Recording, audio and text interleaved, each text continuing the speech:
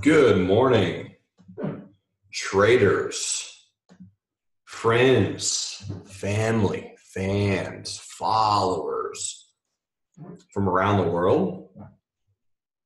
How is everyone doing on this deliciously fine and exceptional, wonderful Monday? Hope you're all doing great. And also hope everyone had a really wonderful weekend. Let me pull this up. Give me 2 seconds. Good. Clive is in the building. Admin says it's great to be with all of you. Who is Admin? It's a great name. I love it. Don't know if that's Brad or Blake or it's Steve. I love it. Graham says good morning from Texas. Glad to be here. Likewise. Glad to have you here as well, sir. Beautiful. Let me pull this up over here, do this, move this over here. All right. So I think we should be good to go. I am ready to make magic. I think you should be able to see my screen. Tap on 1 if you can. Just want to make sure. My girl D says good morning. Good morning, D. Hope you're doing wonderful. Sylvan throwing in some ones. Jim. All right. Everyone can see my screen. Everyone can hear me. Obviously, there's a lot less people this morning than there was this time last week, but that's okay. That's usually how it works. You know, anytime you have a free stuff, there's a whole heap ton of people that show up, which is wonderful. Always love that. But for the next 6 months, it's just you and I together. So let's go crush it. Kind of as a joke, because I was hoping Brad would tune in, but he hasn't yet. I put on these 2 tickers. He's not a Patriots fan at all, and I am. So I wanted to put Sony for Sony Michelle and Kraft Heinz, you know, for obvious reasons.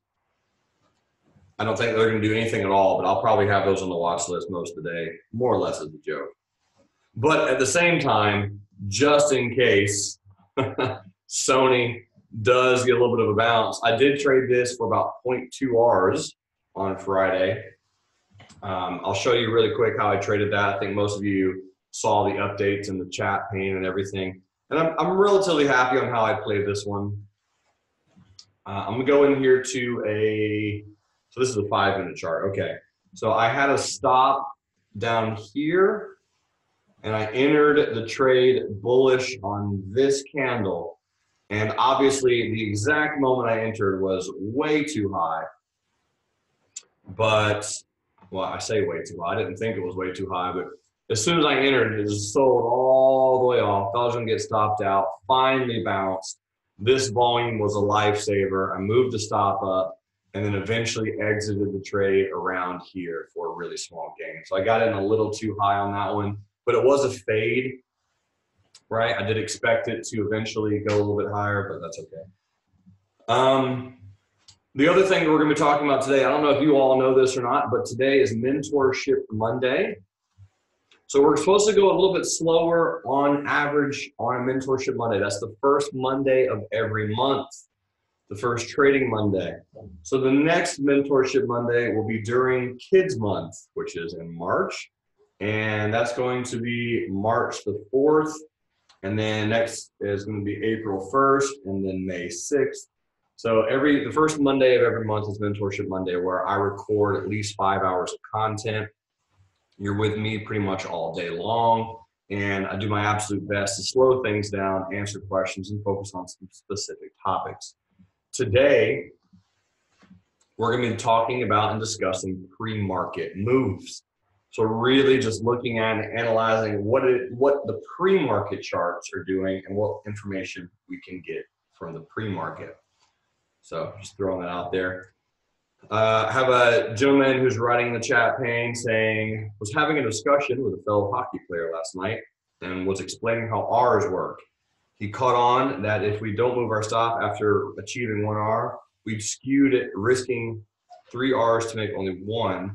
Any thoughts for the room? caught on that if we don't move our stop after achieving 1R, we'd have skewed it to risking 3 Rs to making only 1.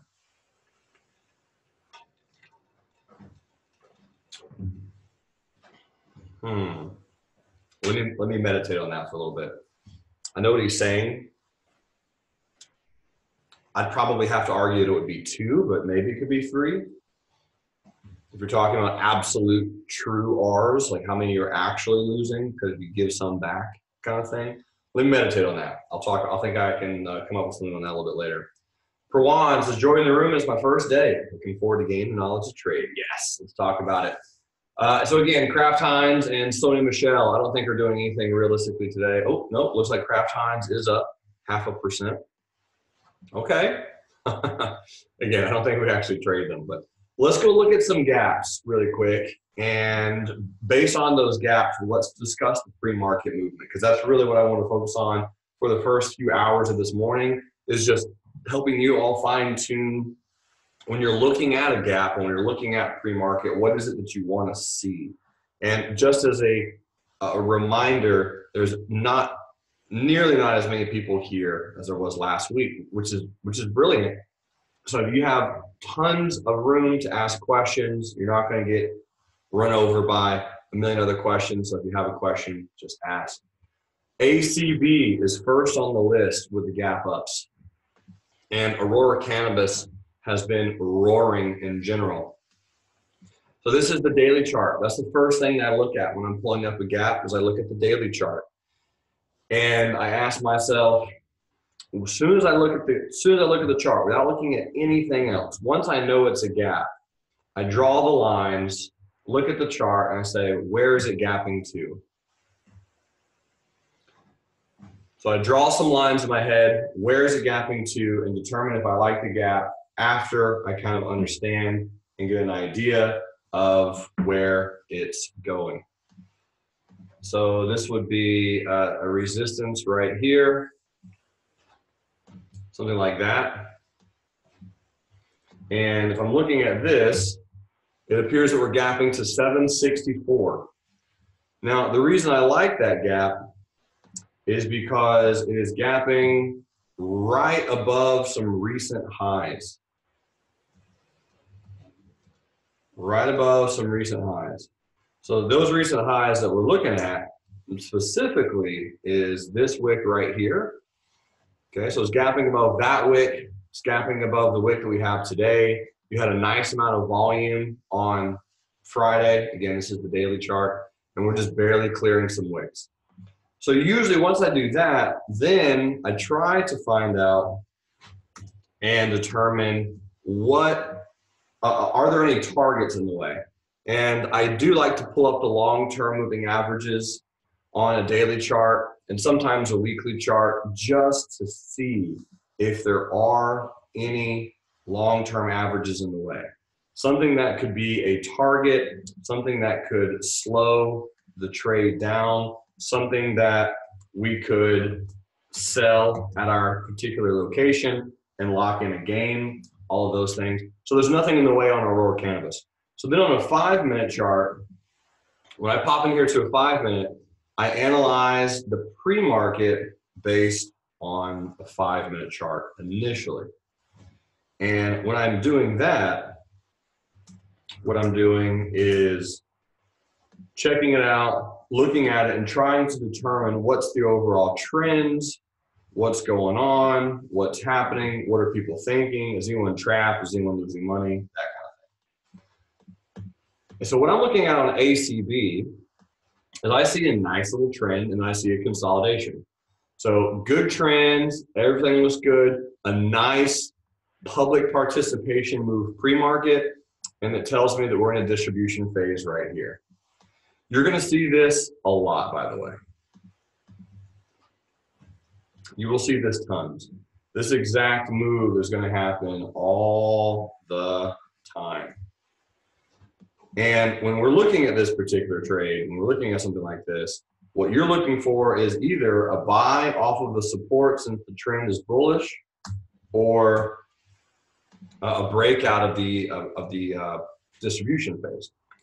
So again, you're either looking for some type of buy right below the support of the distribution, or if it doesn't get you that and it breaks higher, then you're going to look to simply buy the retest of the pre-market old resistance, new support. And that's really it. So when you're looking at these, you're going to be looking for the accumulation plus participation. You can look for some waves, see if you can count a wave. I kind of think this is potentially some type of wave 3 in here, and this is a wave 4. But I do think ACV is worth going on the list. Again, it'll probably be, they'll go above the 2 that I have on there now. They're more or less there just as a joke. Next on the list is Clorox. My boy Robert Falco is throwing Clorox on the list. And again, I'm pulling up the long-term moving averages. These are on the daily chart. And the 100 symbol is at 153.95. So 153.95, I'm just going to draw a purple line there so I know it's a target. Yesterday's candle, which was Friday, was and is a resistance. And that's a black candle, it's a doji. I had a lot of people ask me, if you get a doji before a gap, what type of gap is that? And I usually say it's a gap and go. So we'll kind of see. David says, is there a certain setting on TradingView to get my extended hours to look like yours? I only see 1 or 2 small candles. I have a pro account. 1 or 2 small candles. I wonder why that is. First thing I can think of, David, question. Up here, does it say BATS on your chart?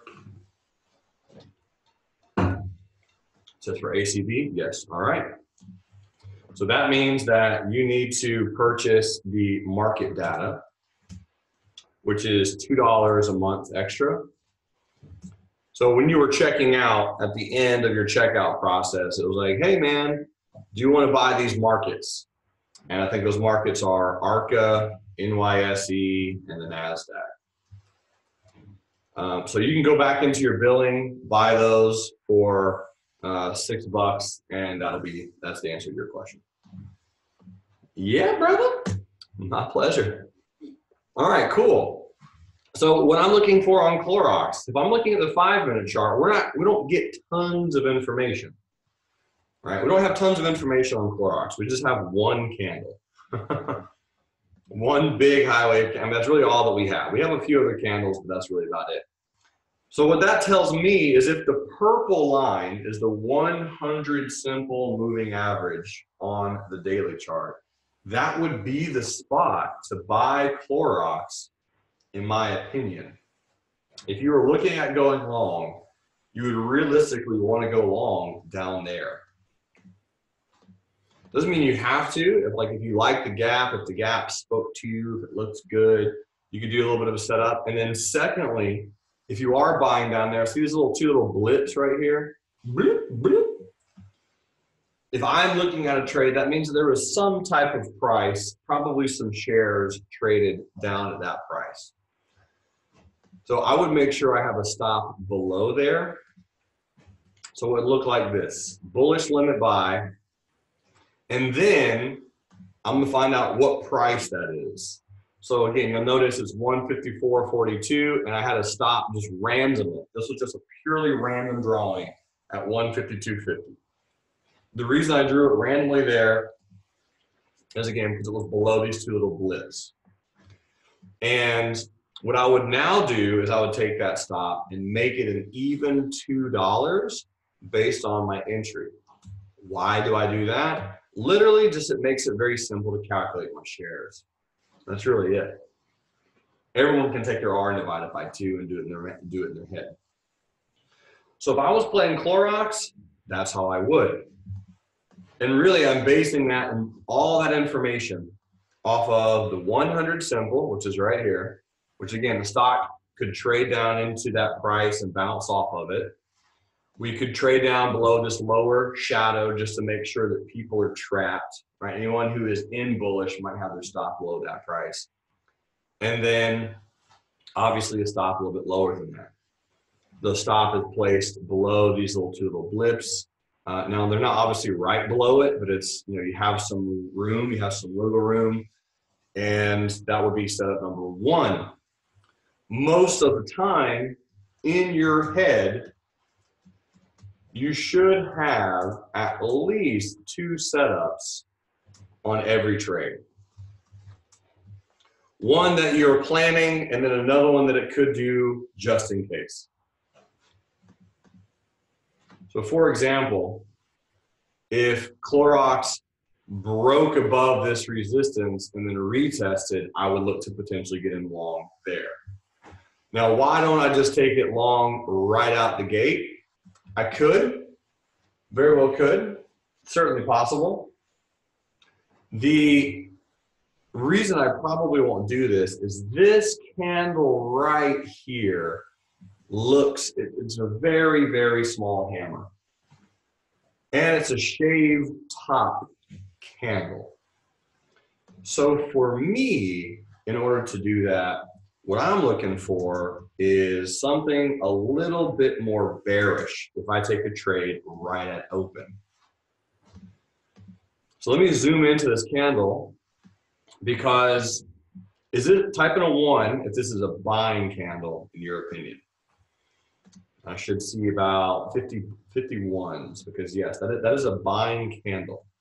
So since that's a buying candle, I don't want to get in right above that candle, because what will likely happen is, since it is a buying candle, everyone's going to be buying, blah, blah, blah, blah, they've already bought, and then they're going to start selling again.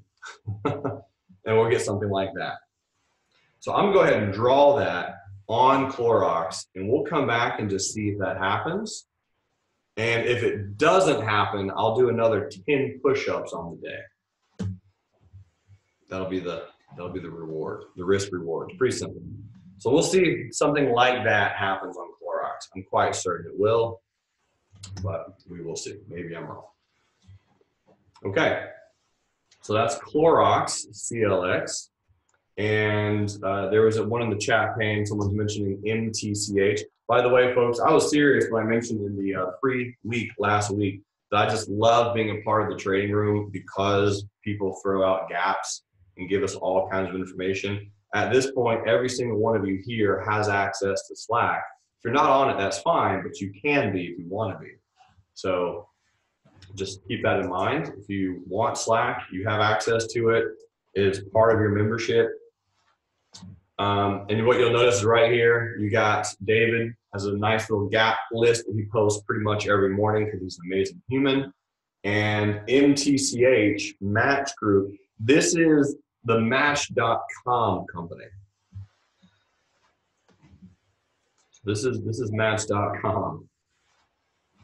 And good old Match.com is gapping down 51.60. It's a beautiful gap. So you're trapping 2 people, 2 days worth of candles. I'm gonna look at BABA next for Arabia. And here's the 5-minute chart, and here's what I'm looking at. So this is a really interesting situation. The reason I say it's interesting is because you have what appears to be a super obvious pre-market support based on a 5-minute chart.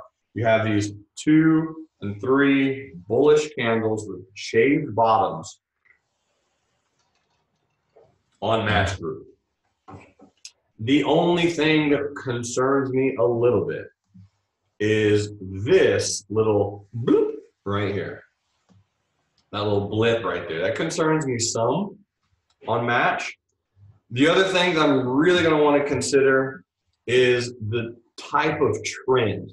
I don't talk about this all that often because it's really kind of hard to identify and to quantitatively determine. But if I see just a really strong uptrend, I'm going to pull up the moving averages, because the moving averages are most likely a nice angle where people are going to be looking to buy the dip. The reason I don't talk about that one that often is because it is really kind of hard for me to go, all right, well, if you look and see a really strong trend, make sure that trend gets broken. Otherwise, it could just trade right to the moving averages and bounce. It's just hard to quantify what is a strong trend. But you can see, look how beautifully this thing has gone up. Just kind of straight up over the last month and a half. Now, if the stock was gapping below these candles, these are what I would refer to as like the end of the bullish trend. If we gap below there, many more people are trapped, right? Those are some strong bullish candles, and those are really the last bullish candles before the most recent bullish pop. So I'm going to put MASH on the group. I'm going to watch it pretty closely. I'm going to go ahead and draw that there is the 10 EMA here. And if we break below that and retest it, then I'll be looking for a bearish play. So Alibaba, for my option traders, is always a fun one. BABA has a super small doji and is gapping down a super small amount. The low of yesterday was 167.63, but we are gapping below that. So here's the 5-minute chart. And the 5-minute chart, again, what I'm looking for on BABA is I'm looking for support and resistance. Here's the pre-market. And the first thing I'm looking for is, like I mentioned, support and resistance. Here's the support on BABA. Big bullish pre-market candle right there, and we trade right down to that particular price. So for me, on BABA, based on that support, I would look for a bullish play off of this area. If it does not bounce off of that particular price, since it is a black candle gapping down, right? If it doesn't give me the gap is not good enough for me to get in there blind, like just set up an entry, do a limit order, and just get in without any concerns. I would like that to break lower, and then I would look to short or retest again with a candlestick pattern, because again, the gap is not that wonderful. It's a very, very small gap. It's not really clearing any pivots, and not that many people are freaking out. So for me, the quicker I get into a trade with the less information, the less candlesticks, it has to be a really good gap. The better the gap, the faster I will get in, purely based on nothing other than location. Otherwise, I really will keep an eye out and wait and be calm, be chill, and be patient, waiting for a good trade, waiting for some candlesticks and some things like that to come in. OKTA. OKTA, what do we got on this one? So again, I'm just going to pull up the daily chart first. And this is a software technology company. We're gapping down to 81.86. So this really isn't a terrible gap, although it's not below the low of Friday. I do like it when stocks gap above or below the previous low. The low of this candle is 81.15, or we're at 81.86. So here in the 5-minute chart, if I'm zooming in, so what I'm first looking at, again, just literally looking at pre-market, looking at nothing other than this. Let me turn off the moving averages for a second. We got 7 minutes until market open. If I'm looking at this particular candle pattern, what I'm keeping an eye on is this upper shadow, this lower black candle, a little bit of a support right here. But again, just really focusing on this, I don't see much other than a lot of retesting.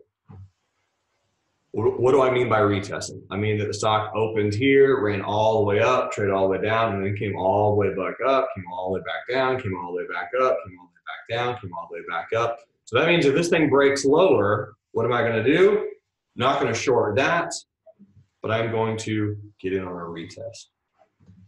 So I can put this on the list. I'll probably take it off relatively quickly because it's not really clearing that pivot. But again, if it does, if it takes out that blue line, then sure, we can see if we can hop over to that one. Keith says APHA is gapping.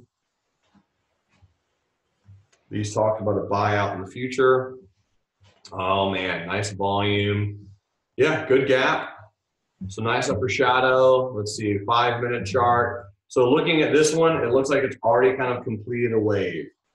So you got a nice bullish wave, you have a correction, this is the S curve, came back into this pre-market support right here. So right there. So there'd be two ways to play this one. Since it is a retest gap, you'd either look to buy it right below this candle, so about $10, right where a bunch of stops would be placed, right? You'd be buying it at 10 with a stop around 970. Or if it does kind of hang out and trade sideways and then pop, you're looking for a little bit of a retest. Again, time to get in.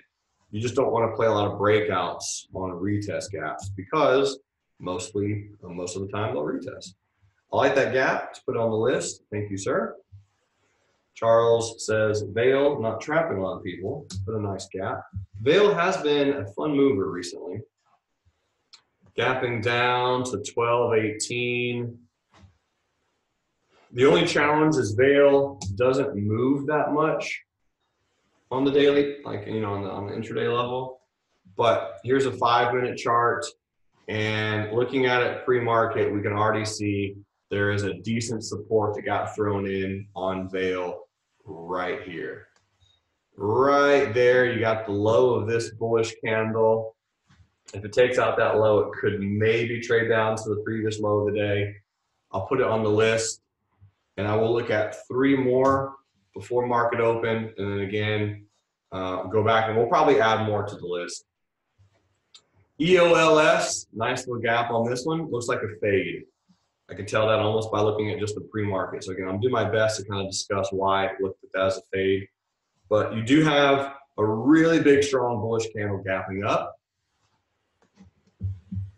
A lot of volume. Here's the 5-minute chart.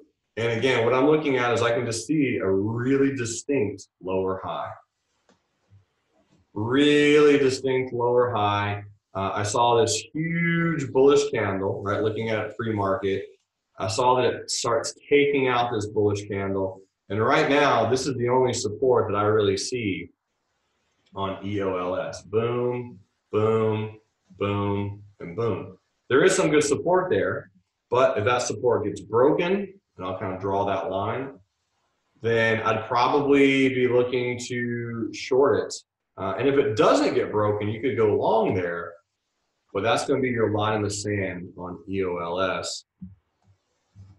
Just keep a close eye on that one. And then last but not least, before the market opens, you guys are requesting PZZA. Steve says, what about Cron? So ACB is gapping, Cron's gapping, pretty much the whole industry is gapping. So they're all gapping up. They're all gapping up. PZZA, huge down day on Friday, and it's gapping up to 41.30. This is a good gap. I was watching it for a bullish trade some point on. That's very interesting that it's gapping up. You definitely have some people trapped. And I really like this bearish high wave candle right before market open. That's nice. I like that because if this is a bullish gap and go, and people certainly could be trapped, or they look like they are trapped on this one. I don't know if my stop should go a little bit tighter. I know just by trading Papa John's in the past, it gets a little spready in the first 2 to 3 minutes. I will put it on the list. I do like the gap. I'm going to wait a minute or 2 on Papa John's. And again, realistically, that's just from experience. That's just experience saying, okay, well, I know it can get a little spready. And again, this candle still has to close. If it doesn't close bearish, I definitely won't take a breakout. And I'll look to do a little bit of a retest, some type of pullback into this support resistance right here, based off the high of that candle, something like that. This is a good run up, nice S curve. It's trying to double bottom pre-market. And again, we're gonna have plenty of time to look at more pre-market later. After the market opens, after we go look through some gaps. Again, today is Mentorship Monday, so if you have a specific question, let me know. I'll throw Cron on the list. Again, it's very similar to ACB and just that whole industry and the whole sector. They're all gapping up. So what one does, they probably all will do. Falco says Facebook is a small gap down. All right, I'll throw Facebook on the list. Okay, so Papa John's, you did get that bearish candle right before open. So again, that is a good thing. If you're ever going to take an aggressive trade bullish, I really do like it when you get some selling right before market open. Just a little bit of selling was nice on Papa John's. So the high of, I'm just going to draw this line because again, right now we're dealing with a little bit of a spread on Papa John's. I'm just going to draw a line. This is the high of, actually this is the high of Friday right here, this upper shadow. So again, if you were playing this one, you're probably buying off of the retest, which just came in seconds ago on Papa John's, the retest of the high of this bearish candle. That's super, super small bearish candle. Again, some volume is coming in. Doesn't look terrible at all. It'll look something like that on Papa John's. Let me just go look at ACB because again, they've had some really majestic, some very strong run-ups. And here is this distribution phase. Again, that we were talking about right before market open. What I really like is I do like this high wave candle, but we do have to factor in the price of the stock when we're looking at some of these candles. It's easy to get those indecision, small range candles when you're dealing with such a cheapo.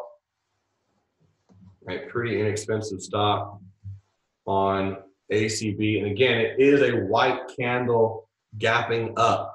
So we would expect a retest to come in, which it is doing. Okay. Facebook, and again, I think Facebook could at some point fill this gap a little bit. Makes sense to me. And here's the 5-minute chart.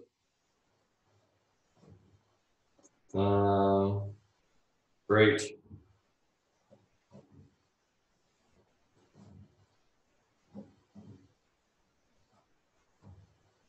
All right.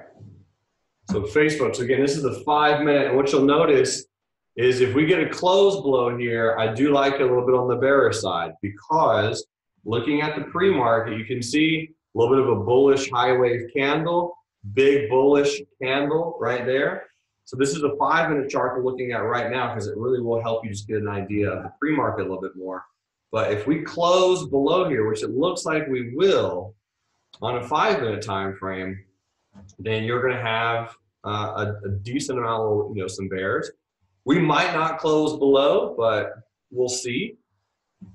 That's what you're looking for realistically for a support or resistance to be broken. Some people use the term confirmed. I don't realistically. Sometimes I'll use it on accident, but if you do want to look for any kind of confirmation of anything, I like to wait for a stock to close below a certain level. This kind of gives me more intel. All right, Charles is in APHA, so he's throwing in his information. He's in 1003 by 983. Beautiful. Okay, so you pretty much bought off that support and set your stop a little bit lower. Great. That's pretty much what we were talking about right before market open. So there's the old resistance, new support down at that level. But again, keep in mind, folks, I did record. I am recording this session. So obviously, I'm not in that trade. Didn't call it out, didn't mention it. But that's okay. My job is realistically just to help navigate. So you had a really good pre-market support right there. And again, this morning, I was like, hey, if you're looking at buying, buy off that support with a stop a little bit lower down here. Give yourself some room. Charles did exactly that. And he's already up about an R. So beautiful. Clorox, CLX. Oh, ladies and gentlemen, look at there. Type in a 1 if that's just too good. Those candles, they tell you everything you need to know, ladies and gentlemen. Whew, man. I mean, exactly. right? Look at it. I mean, even trade up, trade down. So we're talking the exact same spot and everything. So when you get a really good mastery of these candles, you can read the language. You can pretty much see what people are thinking, what they're doing, and why, because of these prices that they're interacting with. I mean, based on that candle alone, I knew that I was not going to take a breakout because I was very confident that exact little pattern would happen. Okay, so now that that pattern's happening, I don't have to do my push-ups. It is still a good gap. We do have a little bit of an upper shadow on this candle, which is nice. I like a little bit of an upper shadow because that tells me that there are some sellers up there trying to sell this stock down. And what I'm also going to do is switch to a smaller time frame, but I do like the high wave. I'm looking at realistically a break above this with a stop below this candle, because it did retest. It did the exact pattern that I drew pre-market. So remember, anytime a stock does the exact same thing you want it to do, that usually is a signal. It's like, all right, man, well, let's start to look to get in. Doesn't mean it has to work, even if you draw it. It doesn't mean that if you do set it up that it will work. But you gotta like that pattern. Here's the 3-minute chart. I love, this is a tweezer. So these candles have the exact same low, 155 and 155. Yes, this is gonna be it for me. CLX 15680 stop limit with a stop loss 15489. Doesn't mean it will trigger. You can just set it up. New official day trade.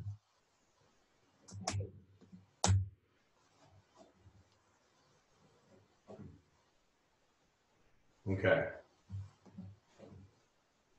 So 15680. Oh, you know what I should do is I could just do 80.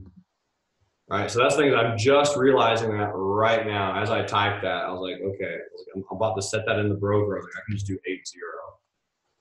So I'm just going to go ahead and edit that, make it an easy $2 of risk, exactly like I was talking about a moment ago. Just going to update that to 80. Okay. $2 risk. All right, 1568 by 1548 is exactly $2, right? So again, relatively easy to do that risk. And if it does break down, right, if it takes out this tweezer, this is not a textbook tweezer bottom, because you have to have a black candle followed by a white candle with the same low. But the candles do have the same low. I don't even know what this pattern is called technically based on a textbook. I'm not even sure. White candle followed by a black candle with the exact same lows. I don't know. Not sure the name of that, but I'm sure there's some kind of name. And the good news is, if this trade doesn't work, we get to blame it on Robert Falco, because he's the one that liked it and talked about it before the market opened. So it's good to have, you know, a full, just somewhat a black sheep. So just blame all your problems on. And it's always beneficial and helpful. Steven says, it's good to have a scapegoat. Yeah, exactly. It's good to have a scapegoat. It's good to have that check down passer too. The Julian Edelman of the Patriots. What a game. Every time Julian Edelman caught a pass, I just screamed, Edelman. I was the only Patriots fan in a house of like 100 people. That's usually the case. Everyone likes to root against greatness. Okay. So now I'm going to put this in the worksheet. Again, all of you should have access to that as well. If anyone doesn't, let me know. But just going to throw this in. And then I'm going to go look for some other trades, and we're going to look at the pre-market and all that kind of good stuff. Just based on this particular gap, it's right at that 4% mark. I like the 4% mark. I like gaps between that 4 to 12% range. They're good. And I like these black candles that are coming in too. That's really nice. So I'm going to scoop Clorox up. And I'm looking for Sony Michel to maybe see if it's going to bounce at all. Not yet. So it trades at the pre-market high. Kraft Heinz, typical KHC. So this one gapped up with a Super Bowl win and then faded. I'll honestly probably take those off the list, relatively soon. I was hoping Brad would log in. Brad is not a Patriots fan. By the way, Match Group did exactly what we were talking about. Exactly. It gapped down and traded higher off of those moving averages. So those moving averages, it all depends on the trend. It's just all about how that trend looks. I do actually think it probably can roll over a little bit right here. But if I'm looking at this on the daily, so again, it did gap down, but just based on the strength of the trend. The strength of the trend told me that it was probably going to get bought up. Because it didn't really break the trend. This is a very, very important takeaway from this particular lesson, my friends. Really, really important lesson. So with Match Group, when you get just a really gorgeous trend like this, I'll try to find another example. I'm sure I can find one. But if you get a little bit of a smaller gap, even if it's gap and go, but it's just gapping into a super strong trend, a nice angle. Some people in the world call this a 1 o'clock angle. Like 1 o'clock on your watch. You know? Like that's like the 1 o'clock hand, right? Everyone kind of knows what I'm talking about. Maybe I'm being weird. I don't know. So 12 o'clock is this. That could be 2 o'clock. This might be 1 o'clock, but 3, 1, or 2. No, 3 o'clock is sideways. Right, 3 o'clock, and then you have 4. Yeah, so it's 1. Nice 1 o'clock, 2 o'clock angle. You get a gap like that, just a nice trend. You want to pull up the moving averages and just see where they are. Because if it does gap down into an average, it most likely will get bought up. People like me out there will just set up those limit buys and just get it bought. Square, yes, Square was, so if I hide this line right here. So Square was a nice 1 o'clock angle.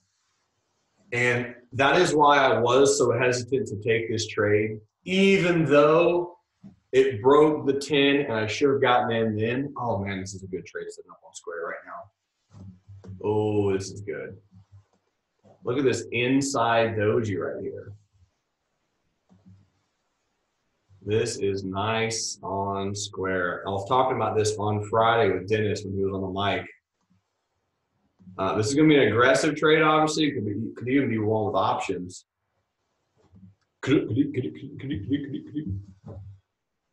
Nice little bearish candle, super small doji at the present moment. I'm going to throw that on the day trade list as well. And see if that thing kind of pops, because that does look cute. Again, doesn't mean it has to, doesn't mean it will. Nothing in the market is ever certain.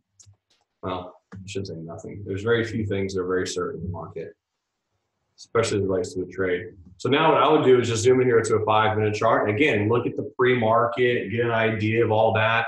And what we can see is pre-market over here, we have some resistance.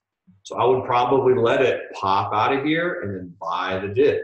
But we will put Square on our list, and swing trade worthy it is. Clorox, what a nice little breakthrough. I'm going to leave this open because it did not fill me. Although some people are in on Clorox, I still haven't put it in the worksheet yet. CLX 680, 154.80. All right. So I personally haven't gotten filled in that one yet because it did have a little bit of a spread, but I will leave it open. This is a question that I get very frequently. How long will you leave a trade open? And that's hard to answer. The best, you have to answer that in a very political fashion. It depends. It depends on how long you leave it open. If, why won't that type? It's really weird. If your rule says anything about placing a trade and walking away, then you're going to leave it open, obviously, you know? So if that happens, if you set it up and you're like, you know what, I think this is a good trade, I'm just going to get into the trade and walk away, well, then you're not going to cancel it for a while. Okay? So you won't even worry about it. If you don't have a rule, which I suggest most of you probably should have a rule like that at some point in your life. If you don't have that rule, then if the trade hits a target, makes a higher high, or retests perfectly and doesn't fill the order, I'll cancel. So if I'm sitting here watching it, which I normally do, I say normally, there are definitely times I will set up a trade and just walk away. OCO that bad boy, I got a stop, I got a target, I got an entry, and I'm just gonna walk away. That's perfectly understandable. I'll do that quite frequently. But otherwise, so here's a perfect example on Clorox. If we, shoot, let's do it right now. So if we hit this price, if we make a new high on the day, a new pre-market high, which would be 1R, or actually a little bit more than an R, then I'll cancel the trade and that'll be it. Remember, some of you are in because you have different orders. You might have done a stop market. It really just depends on how you set that trade up. Because you can see, again, here's the 1 minute chart. You can see the pressure building. You can see the pressure building. Someone says Clorox doesn't move that much. Woo! I don't know about that protein shake. Clorox, man, has a seriously nice range per day. Look at this candle over here. Look at this candle. This is a random candle. You have a high of 188 and a low of 152. That's $6. This candle over here, low, high, low, that's a $6. I mean, you got $6, $7 all day, all day. But I probably will end up canceling it because it did skip me, but it won't be because it doesn't move that much. Aurora Cannabis with the retest. Beautiful. And again, this is exactly what we were talking about pre-market. You got that really good trend. You have this consolidation. Again, what I would suggest doing is at this particular point in time, pause that recording and just reverse it back to this morning when I was discussing ACB, talking about the distribution phase. I was like, you have one of two choices. You either buy it when it breaks the support, because that's where everyone's traps are. Right? All the traps are there. Put your stop down there. The scary part is you don't know if it's going to work. I get that. You don't know if it's going to work on any trade ever. Okay? We don't know if it's going to work ever on any trade. But if you can look at the pre-market, get a good feeling on everything, get an idea of what it's looking like, the trend is obviously bullish. And remember how I mentioned, type it a 4 if you remember me talking about this being the public participation phase. So there's that public participation phase. I was like, okay, that to me, unless we close below this candle, I'm bullish. Unless we close below that candle, I'm bullish on ACB. Because that's how trends work. Right? When you get a really nice trend, you normally get a candle or a price that says, hey, this is where we're going. And not to mention, but again, right before market open, we were talking about this really, really nice high wave candle right before market open. I love high wave candles. They're very indecisive. They're very pretty. And that looks nice. So back over to Sony. Again, I really might play that higher. Kraft Heinz, I'm probably not going to trade. Match Group just going higher. OKTA also. So this morning we were talking about it not gapping very much. Needed to close and really, just roll below that candle. So you did get almost to close below that support, and it did get a little bit of a retest. Never broke lower. If you are in it, you probably got stopped out if you're in bearish. APHA just resting. Veil. Talk about the stock doesn't move very much. Veil doesn't move that much. EOLS. Maybe. Maybe. Pizza. Oh, pizza. That would have been nice. A good little limit buy at 41.47. That's a very, very pretty. We'll talk about that one a little bit more in just a moment. Cron hanging out. Facebook. Yep, did not close below those levels. Clive says 2R on CLX. Keep holding. Take the 2Rs, my man. So I have to cancel it because there's that new high. So there's the new high. Well, should I cancel? I don't have to. I don't have anything in my rules that say this is when you have to cancel the trade. It's all kind of just based on a feeling. I got a feeling. My boy Ken says Roku is running.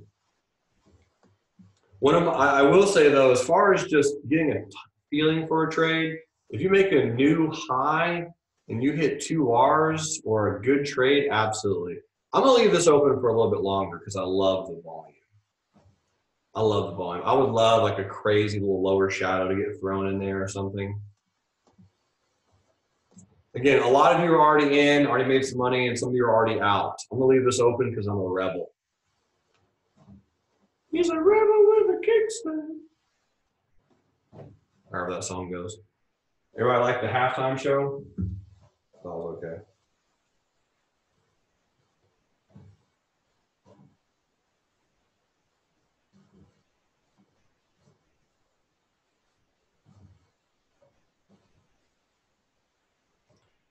All right. See what else we got out there.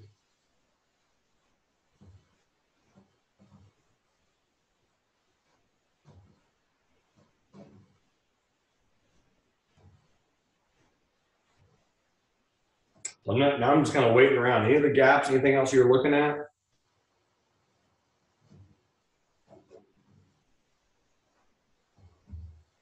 So again, if this makes a new high now, because again, I was just keeping it open for a few moments just to see if it would fill. Because I love this volume. All right, Charles is throwing SYY, and I'll go look at NVIDIA. Cisco, oh, that's a beautiful gap. Very nice. Just hit the long terms on the daily. So again, that's what I was talking about earlier as I pull those up. Usually just as a random, like I wonder if they're anywhere near here.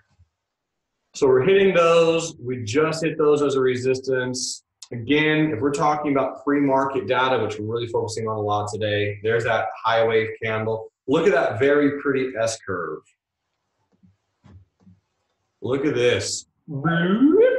And then you get the S curve, high wave, bearish candle. What's gorgeous about that is you get the S curve, you get the high wave bearish candle right before market open. It was already a bullish gap and go. And then it breaks above, closes above that bearish candle right there, closes above it, retests it. So I mean, that would have been a great entry. Stop loss would have been down there, and this is 1R on Cisco. Obviously, I'm not in that trade, but that's how I would have played it. Probably would have taken my R, and that would have been that. So my boy Jason and his mom looking at NVIDIA. Let me go see what NVIDIA is doing, and then I will look at Apple. So NVIDIA looks pretty good. Clive says, terrible fill, but I got 1.52 Rs on the first trade back. Woo! Nice. Very nice. Well done, my man. So Clorox, NVIDIA, Jason, looks a little bit bullish. Yep, I can't deny that. It did gap a little bit. I'll put it on the list. It would be more of like a momentum play than a really like a gap play. But I can play momentum. That's fine. We'll see what we got.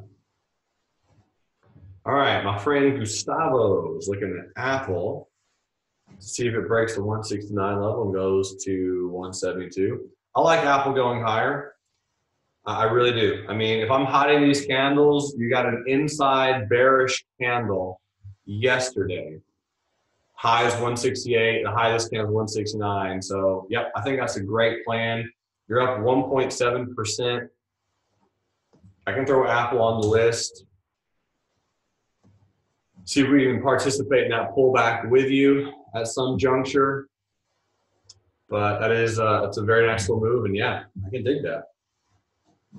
Nito says, good morning. Any thoughts on Facebook on the 200 on the daily?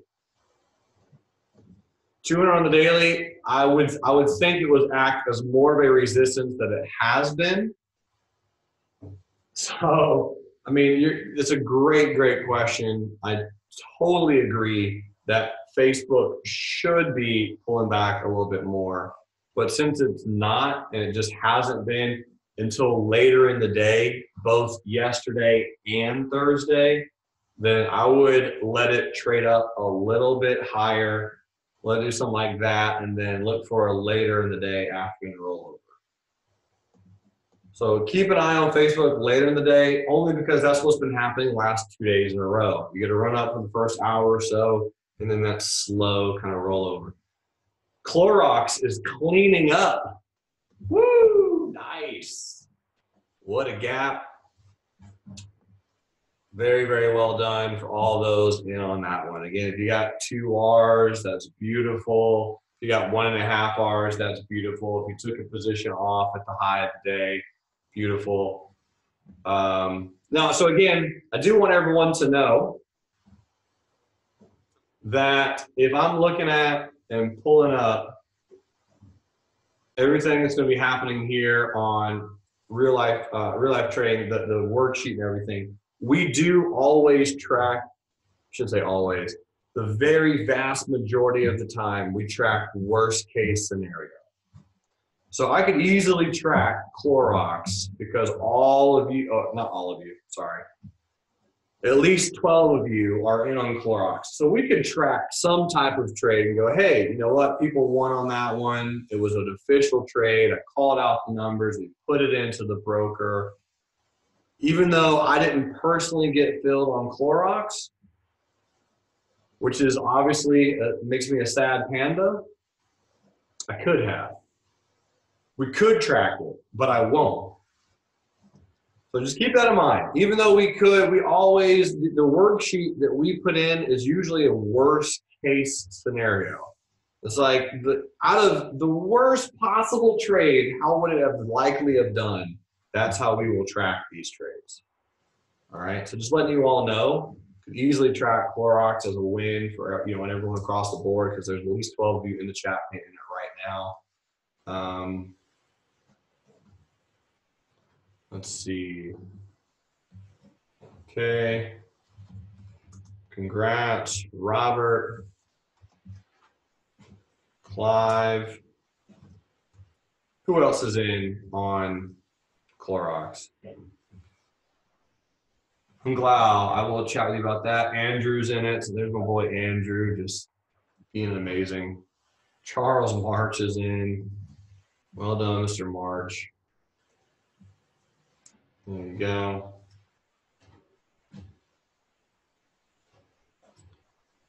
Thomas Wong is in this one. So again, a lot of you just, even though I'm not playing this one, congrats for being in on CLX. I didn't get filled, but that's perfectly okay. Perfectly okay. No issue at all. So my girl Hung Lao, where do you live, by the way? Falco says frequent trader point. You know what? Yeah, I'm gonna give you free trade point for that, brother. Robert Falco, you are the one that called that one up, and you gave him some great jokes so far.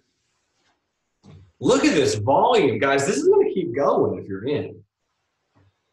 You got a little bit of time on Clorox. Let me see if I can look at a 1 minute chart to figure out where this bad boy is going. You know what? I'm just going to do a fib based off this high wave candle. I think my boy Blake will be proud of me. I'm not doing it right. Oh, bother. And you do it from the low to the top. What a noob. Doesn't even know how to draw a fib. Just a slacker. All right, let me try it. Give me 1 second. Let me try this. I'm gonna move over here. Wait, why are the fibs showing? The lines? I don't have to do it this. Oh man, what a mission. What a mission. So right now we're retesting on Clorox.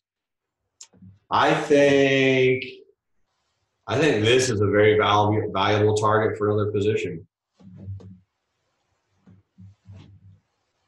161.98, right before 162. That seems reasonable. Almost purely based on volume. All right, so here's the 3 minute chart. Classes, I'm getting a bad case of FOMO. Impossible. It's impossible to have FOMO. You made 1.5 R's. Dude, do that once a day for the rest of your life and see how quickly your finances change. So again, you have to let it retest at this point. But I would say 161.98 would be the next target for anyone looking at playing it. And if you are in the trade, which many of you are, here's how you could trail your stop. You don't want to do it too aggressively, but you could take your stop and just put it right below this candle. So that way you can't really lose a full R on this trade. And based on this volume, you just gotta let this one, just let it keep doing its thing. Andrew says, stop on Clorox is 157.76. Is that too tight? I mean, I understand that you're locked in games. I totally understand that, dude. I wouldn't say it's too tight necessarily. The challenge is, like, there's going to be a retest, and this is it. So if you have your stop down there, as long as it doesn't hit it on this retest that's coming in the next 3 to 4 minutes, because I really do think we have another high left in this. So that's all I can say, man, on this one. If anything, you could peel off a position, increase your stops if you can't lose, and then let it keep riding. But just based on this volume, it just seems to me that we keep going. Okay. Jason says, can you analyze BABA? I can go back and look at BABA. Yep. Let's see if BABA has or was doing what we talked about this morning pre-market. So it's down 0.68%. So if I turn on the extended hours, it looks like, did that line that I drew, I thought I drew that like a permanent line, but I guess I didn't.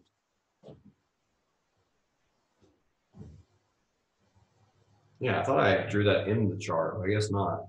So this was the support level we talked about on BABA, and it did break pre-market. So it closed below that in the first 5 minutes, and we did make a little bit lower low, and we are retesting it right now. So this is very valuable to keep an eye on. Let me just look at the daily just to make sure there's nothing that we're like hitting, because I think there's a long-term near where we are, but I can't remember where it's at. Okay, so looking all right on there. So then over here on a 5 minute chart, we can keep an eye on BABA. There's a little bit of red right now. BA.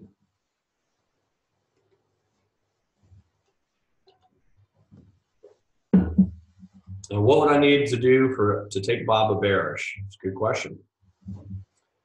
This 5 minute chart, we're posting kind of an evening star reversal pattern. What I will say is I certainly don't want to take a bad trade because I did not personally get triggered into Clorox. and I'm definitely missing out on a nice 2-hour trade right now. I can live with that. I just want to make sure I don't take anything stupid, make sure it's a really good trade. I don't dislike this trade, but I do want it to trade sideways just a little bit longer. I do like the lower shadow that's coming in.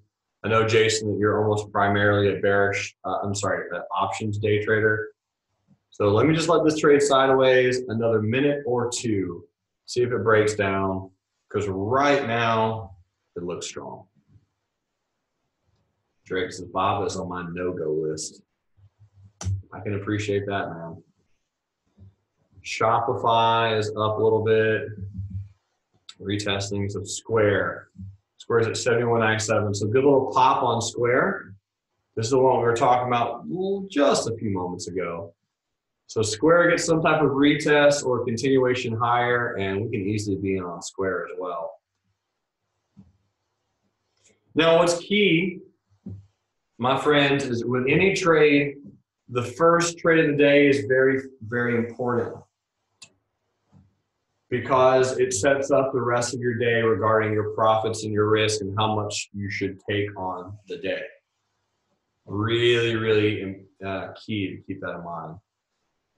We'll probably talk about that a little bit more in a moment, but I'm going to scoot Square up because it does have some good trend volume. Pull up Clorox. Again, you got to let it rest. Based on the volume alone, you got to think this is going to continue higher. It doesn't have to, but it looks really toasty. So you want to give that one some time. C says ACB, nice S-curve. Yep, very pretty. Again, great volume on ACB. Really good gap. Most likely will continue higher. Sony. I'm just kind of looking for a fade on Sony. I can take Kraft Heinz off the list now. It's not as fun if I can't rub it into Brad's face. All right, Match, MCCH. I might be able to take this one off the list as well. Yeah, I don't think I'm, well, I mean, I could technically trade it bullish. I could. Could and I might, actually. The time is 9:07. All right, 9:07. Let's see if this will retest.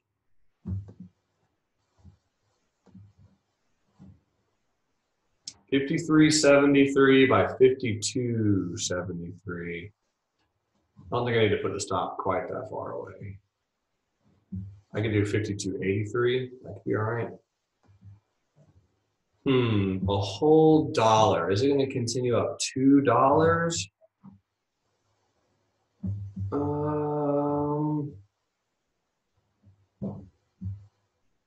Probably not. So that risk is a little bit too big for my liking. I'll come back to Match. Right now I'm trying to find a really good risk reward. OKTA, I'm going to take that off the list as well. Not a huge fan of that particular gap. APHA is hanging out, but again, continuing a little bit higher. Vail is at 12.11. So talk about a stock that doesn't move that much. Vail really doesn't move very frequently. Not very frequent. I don't know what the term is. It doesn't move that much. EOLS. EOLS trading sideways. Oh, cool. Logging in as pre-market prep. I like that. I don't know if that's Joel or Dennis, but Goldman Sachs downgrades today. Did Goldman Sachs get downgraded, or did they downgrade a stock? Oh, Papa John's. Did anyone get a chance to play Papa? Oh, that's pretty. So again, if we're looking at the pre-market, since today we're kind of discussing the pre-market, type in a 2 if you can kind of more or less clearly see the support and the trends on the pre-market. I'll point it out to you regardless, but it's always good to just get an idea of what this one is, because again, Even if you're not in, that's irrelevant. I'm not in either. My boy Blake is in, which is great, but this, I mean, that is a really, really nice gap. Based on these two candles, and then based on this curvature right here.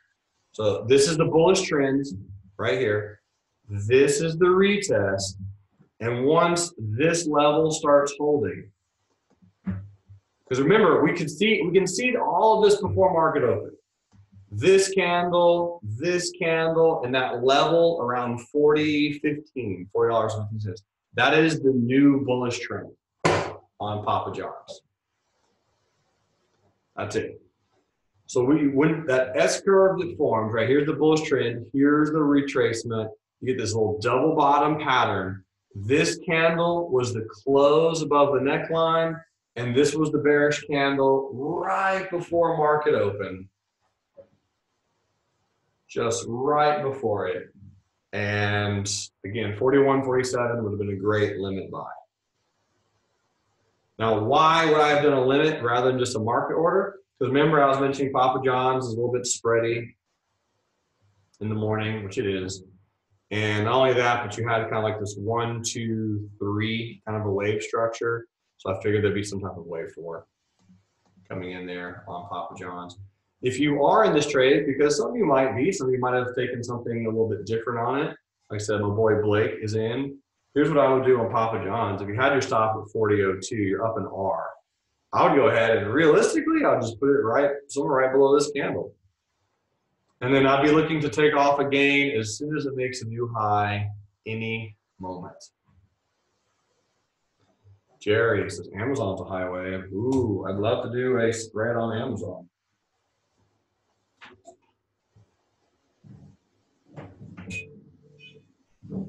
All right. Amazon, Apple's up a point because it broke above the high of the day. Oh, yes, this is phenomenal. I think I'm going to have a spread that get triggered on Amazon then. If you were in the afternoon swing trading room on Friday, this is the exact setup that I had on Amazon. The exact setup was, look for this pre-market low right here to break, set a trap, and either get in bullish with calls, shares, or sell some puts, like a bull put spread. That was it.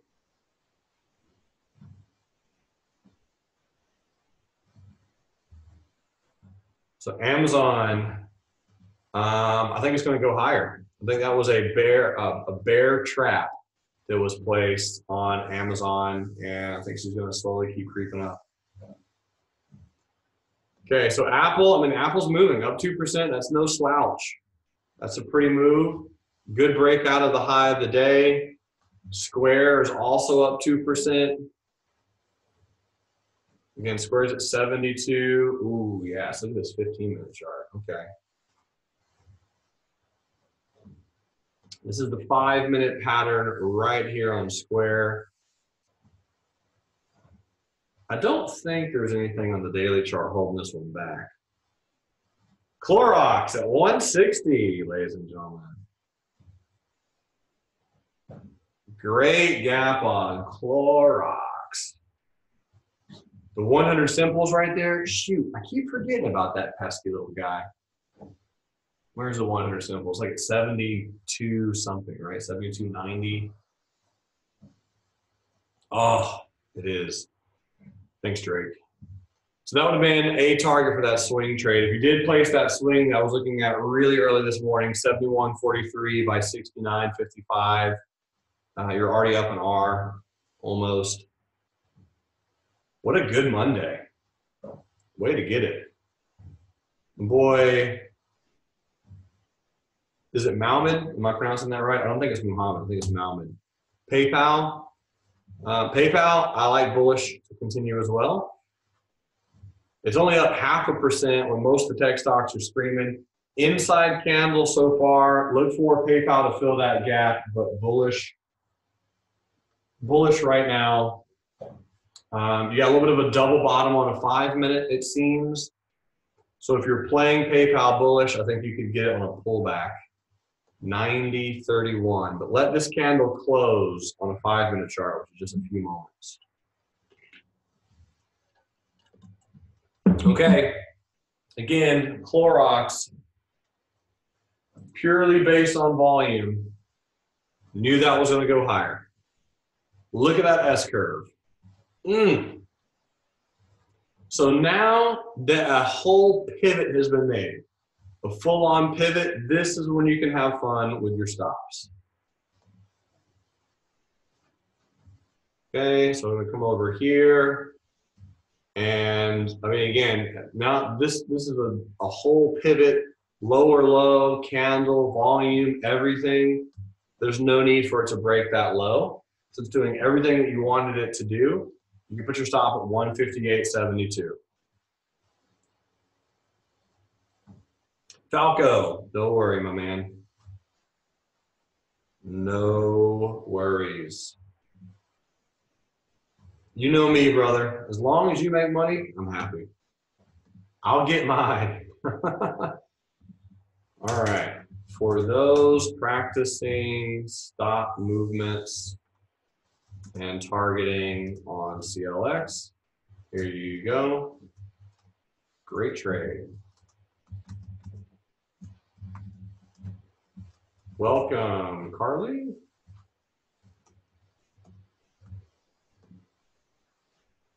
Okay. So again, that's the S-curve on Clorox. And again, 161.98 looks really nice.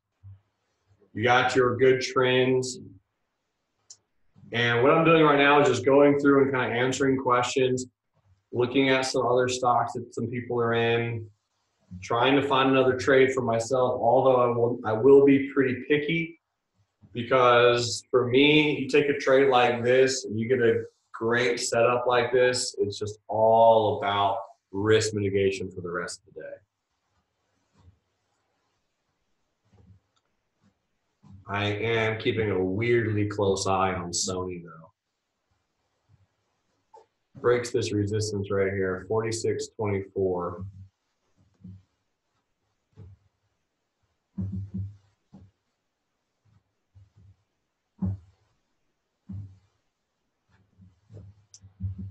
I don't want to do that.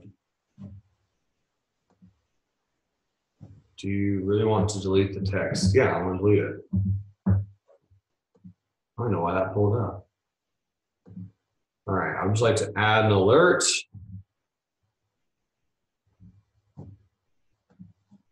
Okay. Sony. Already got that one done. Okay, so just in case that thing pops. All right, and Roku has been on a tear. Somebody was talking about this one. Very true. Roku has just been running like the wind. Run like the wind. And has been forming like an inverted head and shoulders pattern. So Roku just doing its thing. Hanging out. Clive Stirs says BLL forming a morning star reversal. Ball Corporation on the 5 minutes. You got that bullish candle. I see what you're looking at. Here's the daily chart. It kind of looks like this candle that came in on Thursday could get retraced a little bit more. I'm not going to play this one personally, but you're absolutely right. On the 5 minute chart, that's a very nice bullish engulfing candle. It made a little bit of a lower low after 4 bearish candles in a row. So someone probably shorted right there, got trapped, and it could be good for a quick little pop up. So another lesson of the day is let's entitle this one, "Don't Give Any Back." All right, that's this lesson. All right, don't give any back. And we talked a little bit about this some last week, but the most noob thing we can do is go green to red on the day. I've done it numerous times, and every time I do it, all the traders know about it. I make fun of myself relentlessly.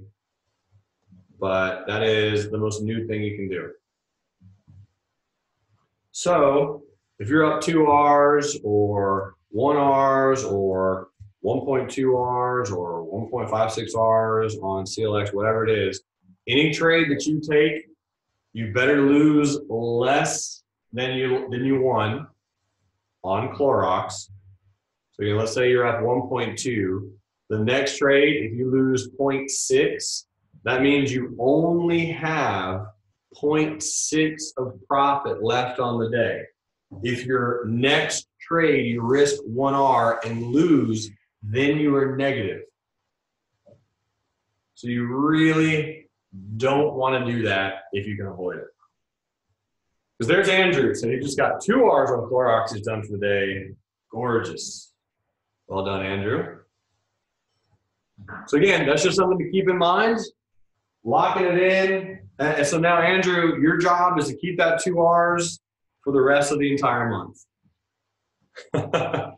Do your best not to ever go back below 0 for the whole entire month, because that is very possible. Just risk as small as you can. Have nice wide stops. Be patient. Be calm. Go do your thing. But great trading, my friend. Super proud of you. That is wonderful. So just don't give a lot back. Okay, come back over here. So Tony is in Vail, still sideways. Square, I'm not going to play it because it's hitting the 100 on the daily. Match group, I thought about getting into this one bullish. I still might, but I would like a little bit of a better risk reward. Still could play this one. Just looking at a better risk reward on it. It's on the list. APHA made that new high. So there's that S-curve high. Very classic place to take a gain. Boom, boom, new high of the day, new pre-market high, S-curve on a bullish retest. Classic spot to take some gains. Malmed says, does PayPal look better? Yep, so PayPal looks good. So PayPal closed. That's what I was mentioning just 10 minutes ago. Let PayPal close on the 5-minute chart. Make sure it closes above this neckline and then buy the dip. So it did retest on this candle. I don't know if you got filled on that candle or not. It really just depends on how you had your entry. If you had your entry the exact top of the neckline, 90.38, you got filled because the low of this candle was 90.36. If you had your entry at 90.31, you probably missed it by a penny or two, which is too bad. But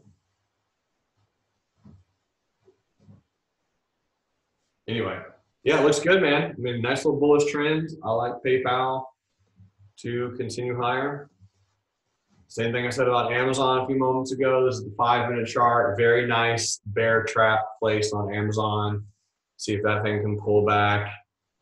Oh, yes. I knew Baba was going to be doing this today. So, okay, so you have a new lower shadow on Baba. That's nice. You got a new stop up here. That's nice. All right.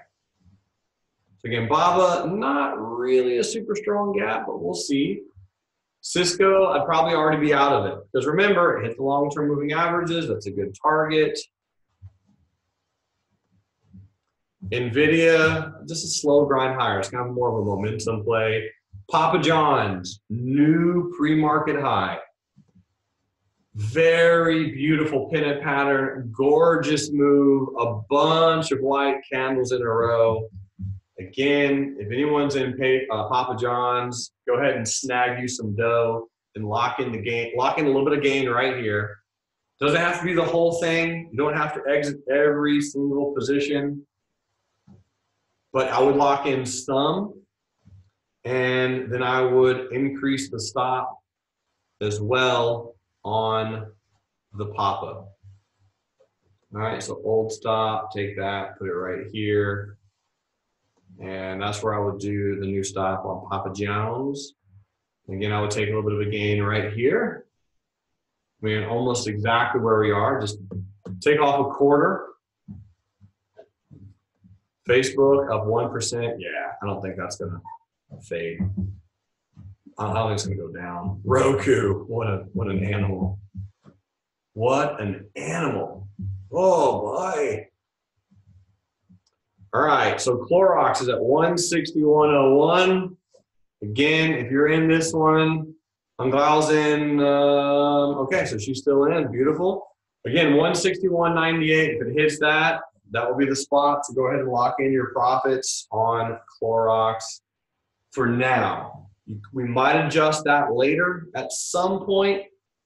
It's possible. If, based on the candle we just got, if we trade sideways a little bit longer and then eventually break through that candle, we might have to increase that stop some. But here's the moving averages. The 10 on the 5 is now above the stop. That's really what you want. Okay. Here's Micron Technology, and Micron doing absolutely jack squat. AMD. Oh, yeah. AMD. That is going on that afternoon list, folks. Look at that. Today's a good day. So again, now it's just all about not doing anything dumb. That's what today is about. Just don't do anything stupid. Don't take a trade that you don't want to take. Don't get in too aggressive or too early. It's a really nice, even keel day. I haven't even looked at the SPY. What is the SPY doing? Wow, the SPY is an inside candle right now? Oh my gosh, I would not have thought that. What's Netflix doing? Oh, Netflix is going to continue higher.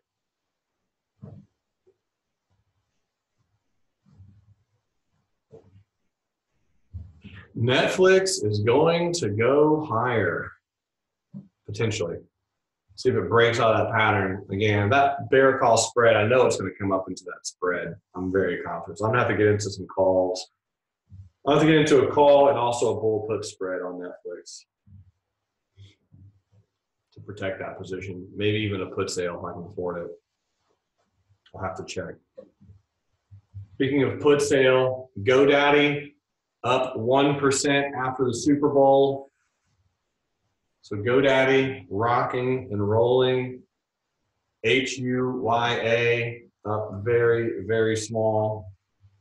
10-cent TCEHY hanging out. Starbucks is down because I'm in it. That's how Starbucks works. CVS. CVS also down a little bit. The Qs. QQQ, pennant pattern, slow little move, but that does look pretty. So you're getting the gains right now look to be kind of in the tech space. T-Mobile had some great commercials on the Super Bowl, down just a little bit right now, 5%. Hanging out, chilling. So T-Mobile is chilling. Microsoft made a nice move today. So Microsoft, yep, up 2%. Had a little small bearish day on, yeah, so the tech stocks are just firing up. Firing on all cylinders presently. Under Armour, UAA, not doing much there. Nike, not much there. Dave & Buster's down really small. MKC, retesting. Dow Jones ETF. Yeah, so it looks like, again, it looks like we might pull back on some things, but I don't know how big that pullback is going to be. Okay, so if we look at the daily chart, obviously we're getting to a pretty massive candle on Clorox. That's pretty huge. Seat says, would you be holding ACB? Define holding, my good friends. On what time frame? Swing trade, day trade, long term, day trade. Let's see, 5 minute. My stop would be right below the lows of these two candles. That is a tweezer bottom right off the 10. So stop would either be 777. Depends on where you got in, and depends if that's a profitable position. But 777 or 780. Yep, I'll be holding based on that tweezer. The volume still looks good. Tweezer bottom off the 10. Clive says, triple upper wicks on match in the 5 minute. Something has to break soon. Yeah, I was really keeping a close eye on this one. I just want a better risk reward. I wouldn't have gotten filled on that limit by. I'm going to keep a close eye on this one, though. Baba, nope. Not going to trade Baba today. Not going to do it. Taking it off the list. Veil, doing what Veil does, which is really nothing. EOLS, very sideways. Papa John's, putting in work. Cron, hanging out. Facebook, a little bullish. Roku, a lot of bullish. SYY, Cisco. I'll take Cisco off the list. Unless anyone's trading it, let me know. It's already hit a target, and I don't think it's going to do anything else for the rest of the day. NVIDIA, strong. Apple, strong. So techs are strong right now. Amazon, ooh, that is nice. So my question on getting it on Amazon, even though it is below most of the other stocks, I'm trying to figure out if it will continue or if the tech market is too hot right now to get in. And if I get into Amazon, will it be too late? That's kind of what I'm trying to figure out in my head.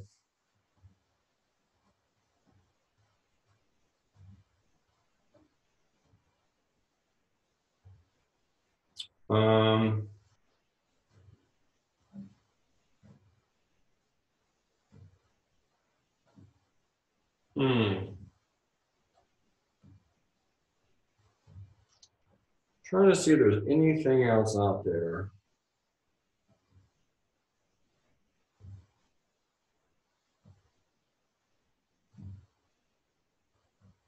Yeah, so again, Amazon, I mean, if I do take it, I'd need it to close above this candle. I'll buy on a pullback.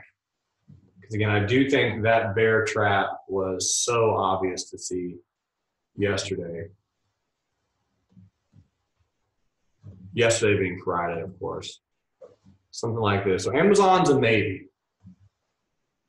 I think you guys are right. I mean, I don't really know. The Qs haven't made like a super, super strong move. There's a lot of tech that's really popping higher. So I'm just trying to figure out like, okay, is all of it going to just keep running? You know, because if everything pulls back, then what's it going to do? Salesforce, beautiful move on Salesforce. And you got to love that S curve. You got to love that gap and go on the 30th. It's heading to its all-time highs. I agree, Jason. FireEye. FireEye. Very pretty on FireEye. So that was the Mr. Squiggles. Wanted that retest and won that pop, and he's getting it. Long-term moving average, doing its thing. Yeah, FireEye. I mean, that's a very pretty high wave candle. Nice looking move. So this is it on the weekly chart, and 1952 is a pretty decent resistance. Back over to NVIDIA. Falco says he got another covered call at 180. Wow, okay. I like it. 180, that is hot, nice and far away. Some filling of the gap occurring. Good job not wigging out and being in that trade and being calm and patient. 180, 25 cents over earnings. Only 25 cents. Huh. Seems weird to be that low over earnings. I guess it is still 30 points away. Cool, man. If Getting called away at 180 would be nice. All right, so back to Clorox, the big winner of the day. Huge, huge candle. I agree. But at this point, it's going to interact with the 10 EMA on the 5 minute, which is at 159.22. Based on the volume, I mean, the volume looks great, so I would just keep holding. It could come down. It could trail you out. It's entirely dependent on how you're playing this position. I don't think anyone's going to lose. And based on the volume, all looks good. Pull back on Roku. It's a great question, man. I have no idea. I'm flabbergasted on this one. Running through all moving averages, just honey badger doesn't care. Where do you see the pullback? I mean, at some point, 47.5, 47.15. Will it be today or later? I'm not entirely sure, but I will put it on the list for tomorrow's Tech Giant Tuesday. I do think there's a strong possibility that we get some type of good move like that. All right. Fly. So a nice S curve happening on trip on the 5 minute. Trip. So you did have a little bit of a small gap up on trip advisor. White candle gapping up, made a new high. Here's the 5 minute chart. We turn on the extended hours and see, okay, so no extended hours action. What is interesting on trip is this little retest gap right here on a 5 minute chart. That kind of tells me that that one might fill.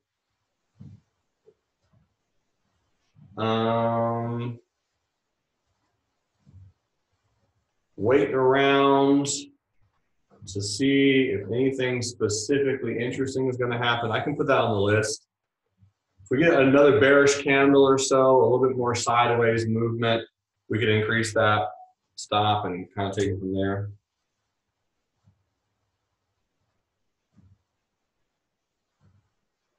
All right.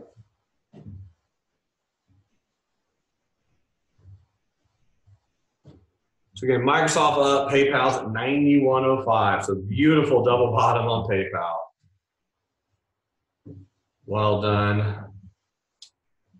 My girl Jay says I sold a partial on NIO at 2Rs. So NIO chilling, hanging out, little inside candle right now. Thanks for letting me know, Miss Joanne, and I will continue to see what NIO does. You gotta love that small inside candle today. Bearish candle, that could be a nice little bounce. In fact, I'll put NIO on the list for tomorrow as well. See if that does anything exciting. Eventbrite is up 2.1% today. So this is the daily chart on Eventbrite. A little bit of a morning star. At some point, I'm going to try to break out and kind of run higher potentially. BP. Nothing really on BP. Jerry says there's an S curve on Netflix. Man, Netflix is strong. And they're coming out with another show. More shows. Planet Earth, I think it was called. Planet, Blue Planet, something like that. Some kind of planet, nature-y type of an ordeal. And yeah, it's a nice, it's up 2.5, 2.6. Bob's got a put sale. You do have a strong bullish move. Usually for me, I want S curves to get a little bit more of a retest. This is a super shallow S curve. So I normally like when you get a nice, like, 0.3, a half. I do love this volume. No denying that. New high, flag pattern, looks good. Average true range is 13, says Jared. Yes, Netflix is a monster. Absolute monster. I can put it on the list. I thought it was on the watch list, but I guess it wasn't. Put it on the list. Let me just see if it can pull back a little bit farther for a day trade. And also, Jerry, keep a very close eye on this one on the swing trade, man. Don't forget about it. Jot that down on an hourly chart. It's a beautiful gap, nice little retest gap. Tomorrow and or the next day, this one could be a real fun move. Thomas Wong says it's called Our Planet. Gotcha. Well, again, just another one. Content is king on the internet, and Netflix knows that.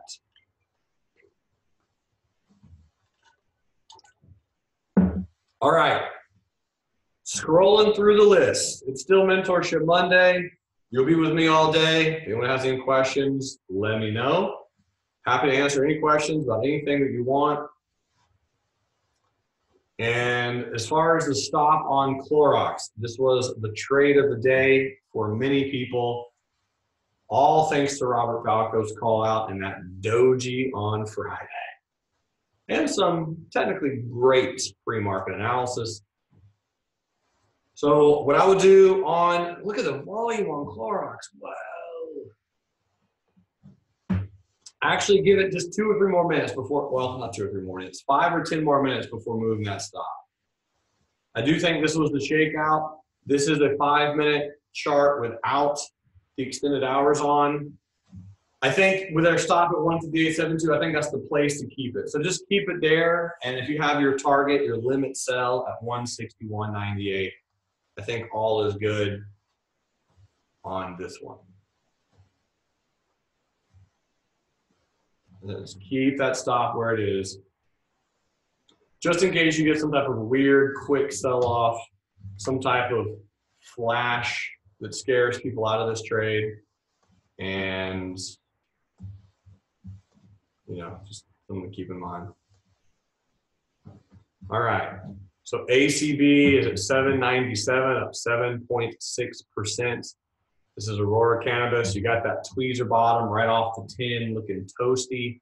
Sony Michel, the game-winning touchdown of the Patriots, is flat, hasn't broken out yet. Square is hitting the 100 simple on the daily. I'll probably take this one off.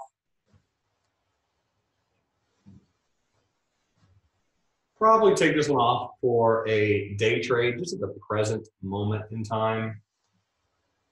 I have a few people with a few different positions on Square. Talked about this one pretty much in depth on Friday and just kind of chatting about it, going over it. I think Square can easily continue higher. So again, put sales, share ownership, some calls, something on Square bullish. I mean, I love Square long term anyway. Match. I wanted to fade it higher. It was a great gap. That's a beautiful 1 o'clock trend. Start gapping into the averages and just bouncing out.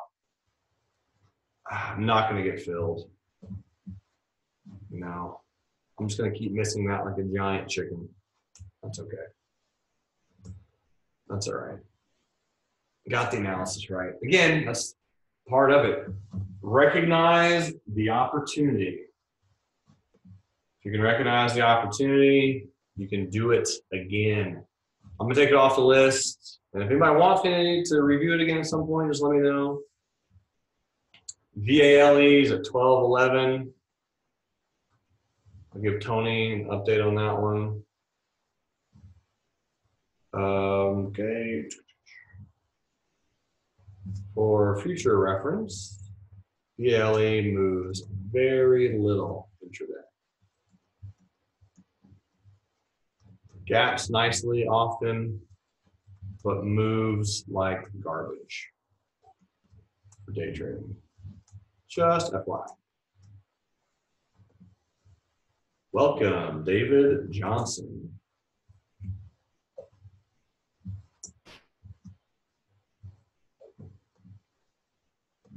Okay, so Vail, I will take that off the list. Tony is in, but he will keep me updated on Slack with what he ends up doing. EOLS, so you had that really good support pre-market. Let's see what it did with that support pre-market. So it did bounce off of it, okay. So it bounced off the support pre-market. Again, I don't see anything I love about it right now. It's getting close. I do like the volume. What I don't like on this 5-minute chart is that really steep lower high. Could I be talking myself out of a trade? Very possible. But I can talk myself out of a trade, that's fine. Something like this. So I'll give it a little bit more time, a little bit more sideways move, you get a bearish candle, you get some people trapped, something like that. I'm not scared of it by any means. Papa John's had a lot of orders yesterday for the Super Bowl.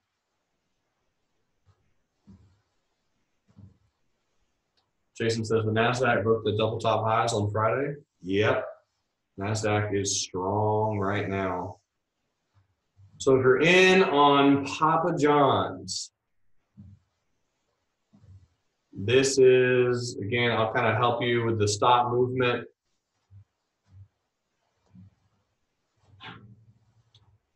All right, take that here and move it to, I'd put it, if I was in this Papa John's trade, I'd put the stop right here, 42.64. And then, because again, you'll notice I do go back and forth between extended hours and non-extended hours. So if I turn the extended hours off, here's what you're looking at on the 5-minute chart. And I like that. It's below the 10. We haven't actually hit it yet. You're obviously locking in a really nice gain, and just let that one potentially slowly get pressed higher. So I've taken a few things off the list already. Most of the list is green. Facebook, hanging out. I don't want to take Amazon too late in the day with all of the other bullish moves out there, so I'm just going to get out a little bit more time. I do like it. PayPal is up 1.13%. Again, I think at this point it's filled that gap down on earnings to its entirety. Viral says, how can we access the recording for today, and what time does the afternoon link start? So Viral, I'm still recording this session, so I won't be able to send it out until after it's done and after I render it and after I edit it, which will be around 5:45 p.m. my time, 6:45 Eastern. And then the afternoon swing trading room, Viral, starts from 5 to 6 p.m.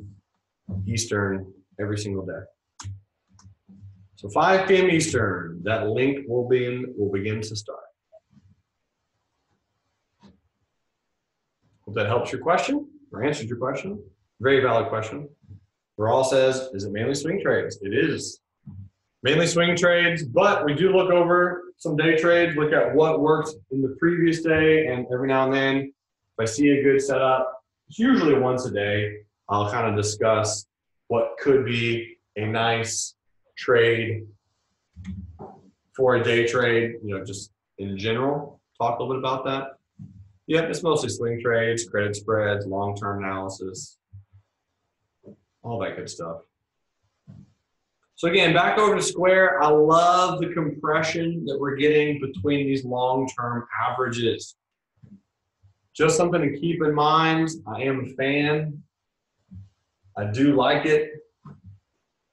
And it is hanging out looking cute. There is certainly the opportunity that you're going to get some good movements on Square if and when she breaks out of this pattern. But again, hitting that 100 simple. Again, thank you, Drake, for reminding me that it was right there. And the low of today was 70.40. I'm hoping that, you know, maybe the market decides to take a super small pause of some kind, and then we actually, you know, continue higher. QTT is up another 2.34%. This has been a really profitable swing trade for a few traders, for sure, hitting 2 Rs on Friday. Intel, IMTC is really flat today, only up 0.18%.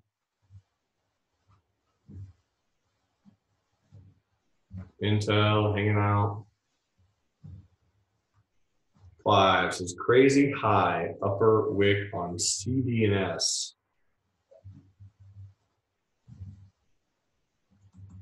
CDNS. What is this one doing? Whoa. Nice.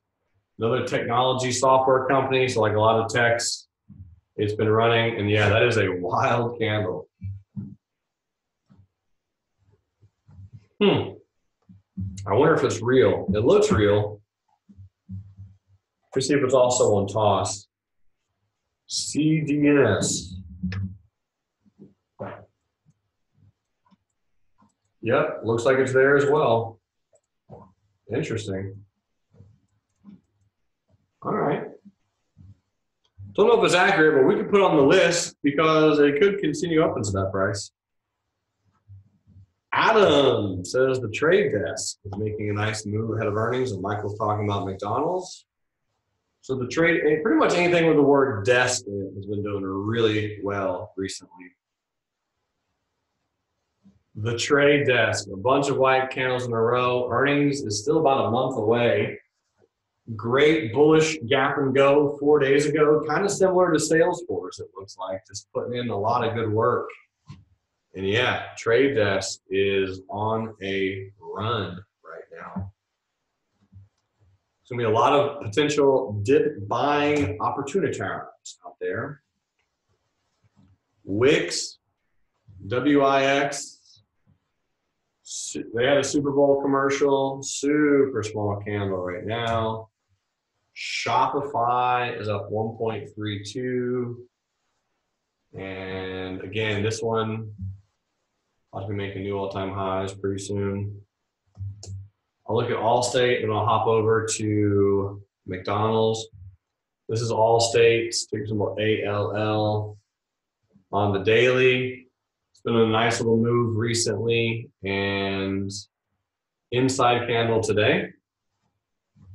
So here's Mickey D's, MCD, traded right down to the 100 simple on the daily. I was looking at, and I did fade McDonald's 2 or 3 days ago, and I could do it again because it did have a very nice little bounce off of that support. I could fade Mickey D's again. I'm not scared. The daily, yep, nice little lower shadow. Let me look at the 15-minute chart and turn on pre-market. Oh, yeah, catching it right there would be great. Okay. Let me just see what that looks like on a 5-minute chart. All right, I think I can lower that a little bit. Limit buy. Put it on this candle here, 176.87 with a stop at 175.87. McDonald's bouncing off the 100 on the daily could be a possibility. Jason wants to buy a put on Microsoft. We'll check it out in just a moment. We could say it would be a counter trend trade. I'm gonna wait. This candle really tells me that this is already the retest. I might be like just a few minutes too late. This was really the retest. This candle right here, that was it. If it breaks lower than that, we'll probably go lower. I'll leave it on the list, but I might have missed it just by about 2 minutes. Microsoft, who's your top? 105.28, 105.28. Jason's looking at getting into a put or a short-term put. I can say this, Jason, it is a counter trend trade, but that is a tweezer top. You do need to wait 60 more seconds for this candle to close. And once this candle closes, we can keep an eye on it, but your entry would be below the low of that with a stop above the high of that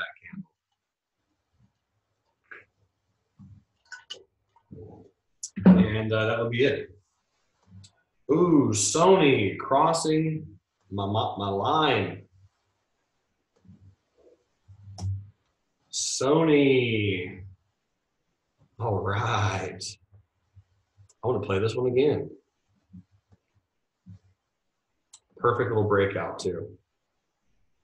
Okay, I already know how to set my stop on this one. Gonna do it down here. This could be an all-day trade. 46.22.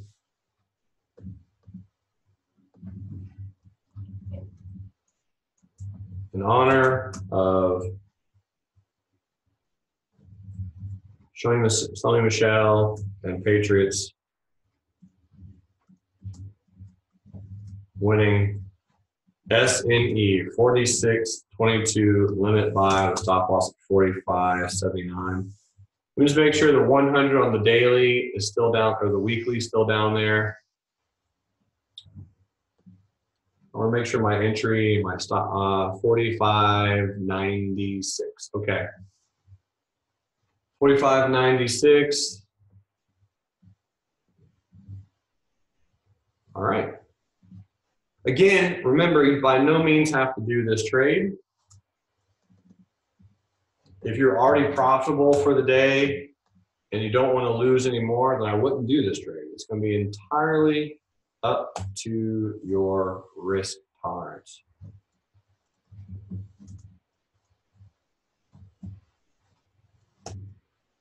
New official day trade. Probably won't fill, but I'll leave it open for a decent period of time.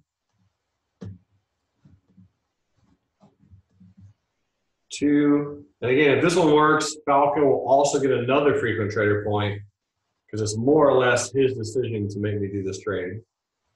He told me last night that I should do it. I said, okay. So Falco's been on a roll, might as well listen to him. Okay, we'll see if it pulls back. It may or may not. And if it does, I don't know how high it'll run or if it runs high at all. And also, it might not pull back. I don't know. But as far as the 15-minute chart, this is a bullish fade. You're up very small. Oh, man, looks perfect. Falco says, I just said watch it. Well, yeah, but that means trade it, doesn't it?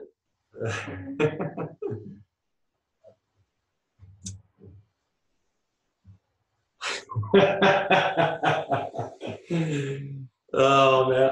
All those memes you were sending me were too much. Jay says, what do the colors mean on the pricing? Colors mean on the pricing. I don't know what you mean. If you're asking about the colors of these lines, nothing really. Because you'll notice it says bullish limit buy. So that just means I'm looking at getting in bullish on a pullback, just got filled. So the green line, I just like green for entry. Green means go, red means stop. I mean, I guess that's kind of what I think that they mean. Like if that's what you're asking, I'm not entirely sure, but that's, everyone has different color lines. Like Brad uses different colors, Blake uses different colors. I will laugh if I get in too high again and have to hold through a stop or hold through a move like I did last time where it almost stops me out and then bounces. I will laugh, but we'll see. It did fill at 46.22. At least it didn't chase it. And again, if I lose on the trade, that's okay. I'm allowed to lose on some trades today. Clorox 160.40. So now that we're interacting with the 10, volume is kind of tapering off. I would leave it alone here for 2 more minutes, and then I would increase the stop right to here, below the low of this candle, which is 159.31. Michael says, on Microsoft, is this current 5-minute candle closes, should you cancel the trade or wait for another pullback? Yeah, so this is the tweezer top that Jason was looking at getting into bearish on Microsoft. Again, I'm not going to personally take that trade, but if it breaks above the high of that candle, yeah, you would pretty much just cancel the put trade on Microsoft. That is correct. Steve says, going to my other job. Thanks for the excellent advice, Jeremy. I'll let you know how the trade went tomorrow. Cool deal, because I think you're in ACB. And right now, I mean, there's no way you're going to lose on it. I don't think. I guess it depends on your entry and everything, but shouldn't lose much. Again, McDonald's, I think I was like 2-3 minutes late on that one. Clorox, some people are in. Square, I'm just going to take Square off the list so it doesn't tempt me to do something dumb. EOLS, looks like it's breaking out, a little bit of a volume, so we can keep that on the list. The Papa John's, trading sideways. CRON, looks good. Facebook, hanging out. Roku, doing its thing. NVIDIA, chilling. My girl Arabia said something about Apple. She said 0.57 hours on Apple. Some strong bearish volume come in. Hey, that's not that bad. So 0.57 hours, that's a bullish trade, right? With calls. Arabia says, yep. All right, beautiful. Well, that'll probably be your last trade of the day. For me, that's what I do. If I win on one trade and I win less than 0.7 hours, I'm done for the day. 0.7 hours, I mean, the thing is, if you risk 1 hour, that's my average loss is 0.7. So if I take another trade and I win, you know, that's great. But if I lose, then I do the red to green thing, or sorry, green to red. So I have to go up to them being down on the day. So yeah, it sounds like you're done for the day. First trade of the day, calls on Apple, 0.57 hours, making the game. High five, Rockstar. Go be awesome for the rest of your Monday, and we will do it again later in the week.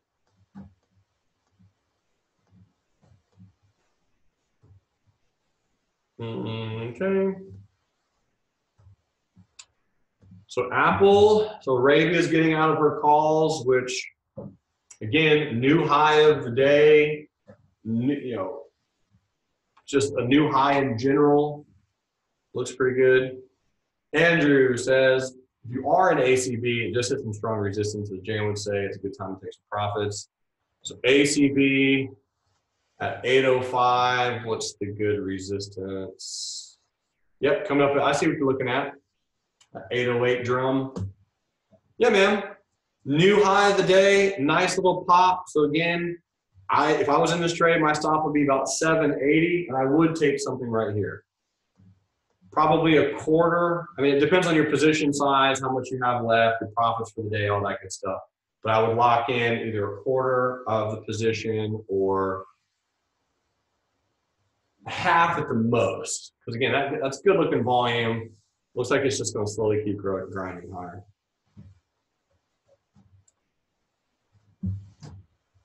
Okay, Clive says, in TradingView, let me read this one real quick.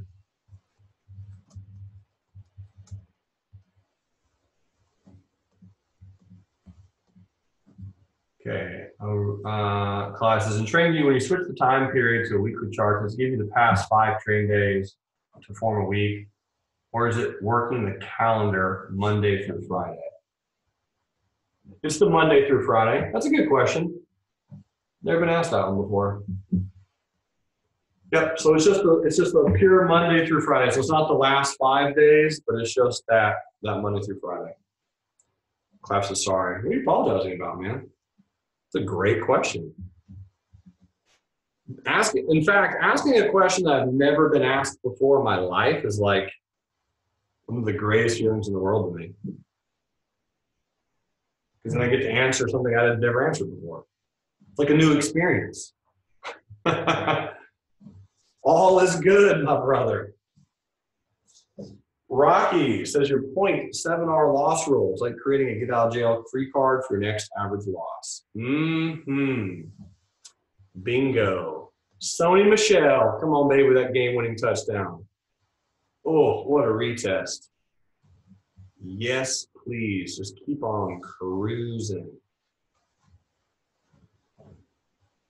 So Anu, you were looking at new trade. This is the most recent official trade is Sony. Posted that in the Slack channel, and it is also in the worksheet, and it's also on the chart, and it's also in the chat pane. So yeah, Sony Corporation, 4622 by 4579. And this 15-minute chart looks fresh. So I'm just going to keep that trade open probably all day. Unless it hits 2 Rs, which would be wonderful. I don't think that's going to happen. All right, back to Clorox. So again, you have tons of volume. I really like that little flash lower right there below the 10. Let me put on the extended hours. Okay, so you still have your stop below the 20 on the 5, which is good. Just keep in mind, if we don't hit 161.98, that's absolutely okay. Some of them do, some of them don't. Hit those final targets, and you just have to use your stop. Look at this candle on the daily chart. It's a massive bullish candle on Clorox. That is pretty massive. I haven't looked at 3D printing in a little bit. 3D printing looks cute. I love selling puts on 3D printing. It's one of my go-tos. Yeah, all right, so there's Clorox, just slightly breaking down some. It's gonna flash below this candle to trap some people. And again, it may or may not bounce from here. I really don't know, but the volume, I mean, you gotta give it some room to breathe. The peacock, you gotta let it fly. APHA, EOLS, not a bad trade, but I think I'm just gonna miss that one. Papa John's. So again, with that also flashed down, very similar to what you call it, would be 42.76 would be the new stop. Anyone is in bullish on Papa John's. Michael says, would you play Roku bullish on this S curve, or is it too overextended?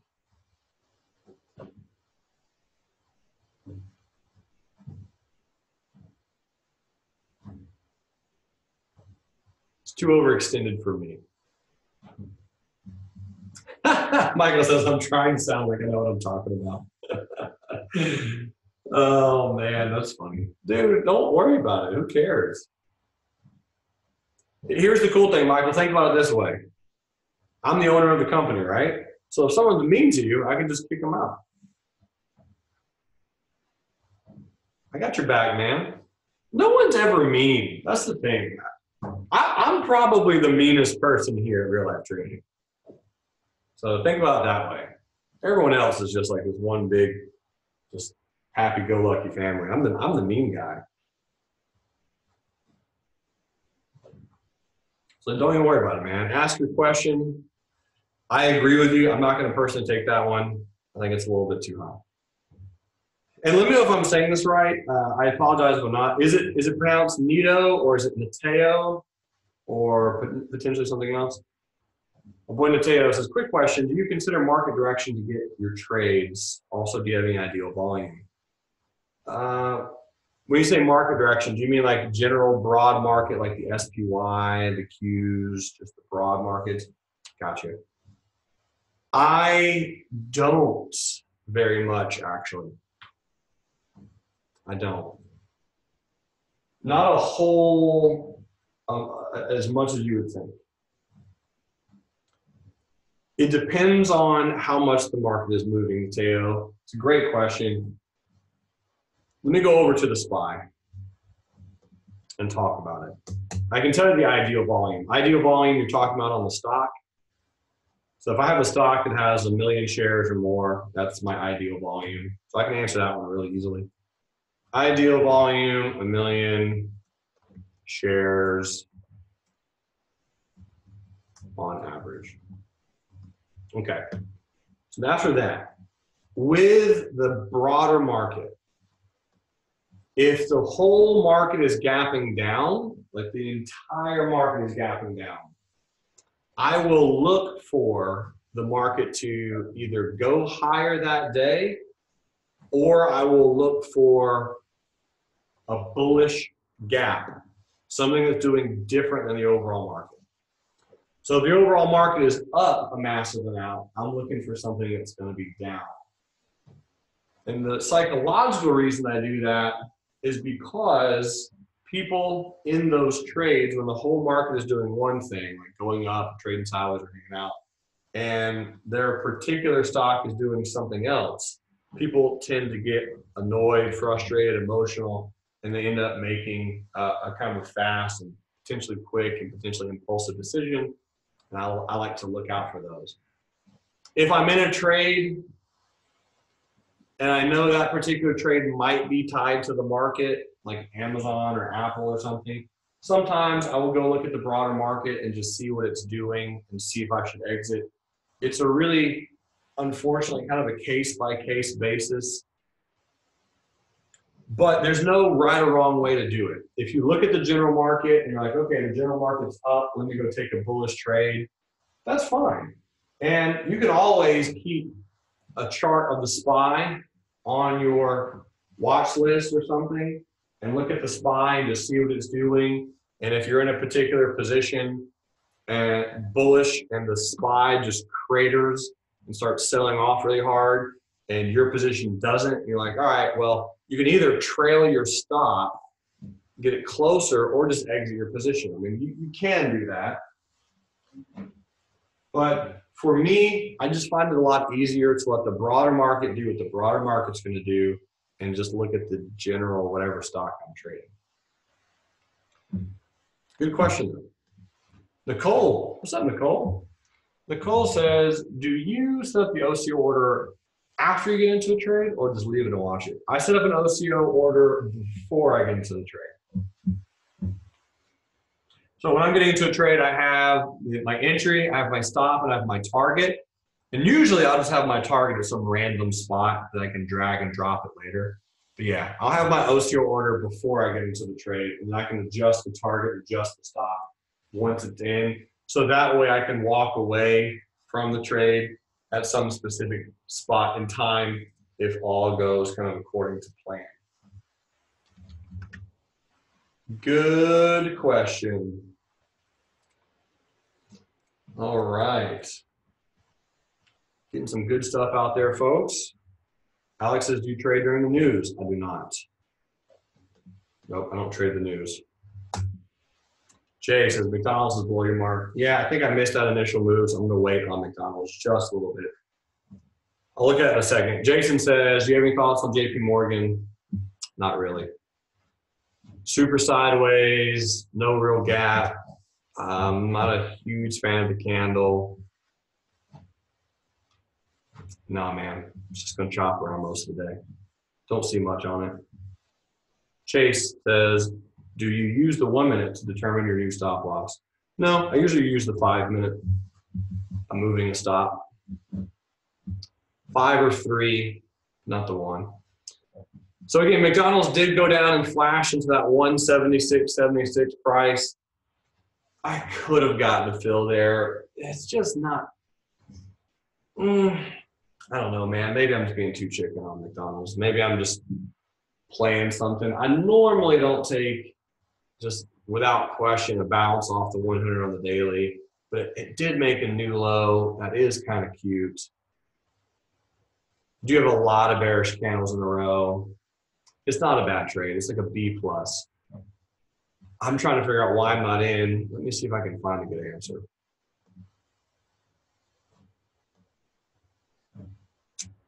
Because this 15-minute looks pretty. Let me pull up this 15-minute really quick. 15-minute chart. You're getting anything above the high of this bearish candle right here. I'm gonna keep waiting just a little bit longer. I could be doing something dumb. Probably am. But I'm already in one trade on Sony, and it's not doing much. It's at 46.28. It's in the green, but it's not running as well as I would want it to. I'm just gonna give it some more time. But normally if I take one trade, if I'm in one, I wanna make sure that it starts doing well before I go and take a secondary trade. If that makes any sense. I love this 5-minute chart. This thing can just pop out of here and run. Be a real slow move, only up 0.26%.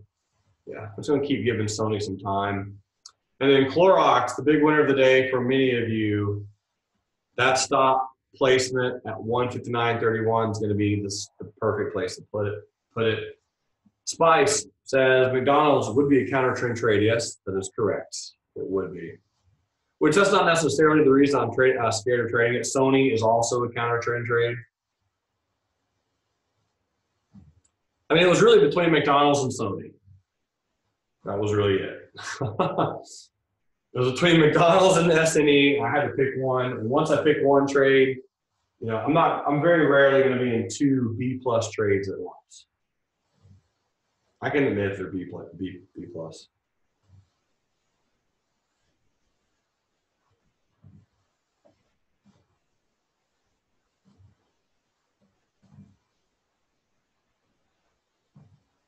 Netflix or MU. All right. So again, Clorox is 159.31 is really where the stop needs to be. It's just slowing down. You have a massive candle on a daily chart. So it just, I mean, it's going to pause a little bit. Here's the 3-minute time frame. 3-minute, yeah, throwing a little bit of a shadow. So again, it could be breaking down right here, and it very well might. But if you get trailed out at 159.31, I mean, it's going to be a solid game. Really nice trade. All is well on that. Thumbs up across the board for anyone who's still in Clorox. Just be patient.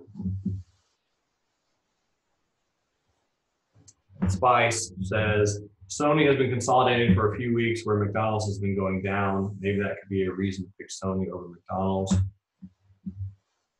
That and Sony had a massive, just really huge candle on a weekly chart. So here's the weekly chart candle. Pulling up it on the weekly, give me just a moment. And it's battling the 100 on a weekly. So what I like about Sony is it's forming this double bottom trap that I like to play a lot, where a stock makes a new low just by a few pennies, traps anyone who's in, and then starts bouncing. So really I had to pull up the weekly chart and everything on this one. Here's also the 100 simple on a weekly. So it's at the 100 simple on a weekly as well, which is just another super small thumbs up that it could work. So you have 2 or 3 things on Sony. McDonald's is bouncing off 100, but it's bouncing off 100 on the daily chart. The weekly, so this is the weekly chart, you know, it's still a little bit high, kind of far away. It could work. I mean, again, I'm just going to be patient. If Sony starts working out better, then I can start moving my stop or lock into profit or something. I can find something else that I trade, and I'll easily pull that one up again. Maybe play it. Micron. Low today on Micron was 38.51. Dean said he got called away on Micron at 39 and sold at 38, put sale. Beautiful stuff, Dean. Which expiration is that put sale on Micron? Okay, that's MU. Tim says, I'm in Baba short off of the pre-market low. Nervous after you said no. Trail and stop since you don't like it. Yeah, I did bail on this one. It doesn't look horrendous at this point. Actually, a little bit of a head and shoulders pattern. I do like the fact that it retested that pre-market low. And if you had the ability to watch it, I mean, this candle would have been the preferential candle to get in on below that. Because that's a good trapping candle. So if you did play that, Tim, I mean, that's perfect. So I think I took that off and stopped watching that 5 minutes before that candle came in. The reason I like that candle is because it's a new high. Everyone probably bought the breakout. They were thinking this was the bullish pattern, which it obviously could have been. And it just turned out that it wasn't. It had that pre-market low. So my opinion on BABA is if it closes below here on the 5-minute chart, really in the next 20 seconds, if this candle closes below here, expect a small retest, but it does look good for a little bit of a roll down lower. I just didn't watch that one long enough, which is okay. It's fine. That will happen. Ah, there's BABA. Had to throw in that lower shadow 1 second before the close. So it hasn't closed below 166.61 yet. If and when it can do that, Tim, you'll have a little bit better chance of this thing working. But yeah, trail your stop, but don't trail it too hard. Be a little bit patient on this one. It's going to take its time if it's going to work because the gap was only relatively okay. Ram says, I got a message that ACB was sold for 2 Rs. Woo! Nice, Ram. Aurora Cannabis. Man, if I were in this trade personally, which I'm not, my stop would be 794 at this point, and I'd probably only have half of a position left, most likely, if I was day trading this one. That was some beautiful analysis from this morning. I loved it. Big fan. Right until the 10. Let's just keep trailing it. I mean, you know, ACB can do, I guess, at this point, whatever it wants. My boy Ram says his was a swing. Good job, boss sauce. Clorox. Oh, look at there. Well, won't you look at there? Look at that. What a stop placement. Okay, so now there are some people still in Clorox. This is that secondary rotation. If you're in Clorox, you're going to want to take your stop and sneak it right below the low of that wick. Right below, put it below the low, the low. 159.58 would be the new stop on Clorox. Again, moving this one on a 5-minute chart doesn't mean it will, I think that's the perfect place for it to be at this point. If it's going to continue higher, that's where it will. Andrew says, Jeremy, how does earnings report on a TSX stock impact the same stock on the New York Stock Exchange? ACB has earnings on the TSX in 1 week, but 1 month on the NYSE. Another question I've never been asked before. Man, you guys are doing good. I'm surprised to know that they would have different earnings, honestly. Andrew says, yeah, me too. Man, I don't know.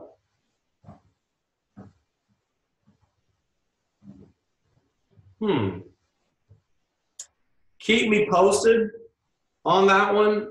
I'm sure it's happened before. I just have never thought about it. I thought the earnings would be the exact same. One of those things, man, I'm gonna have to say I don't know. I would love to do like a random conjecture, but not sure. What I can do is ask one of my boys who probably will know.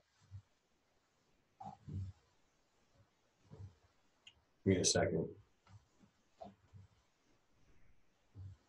Okay.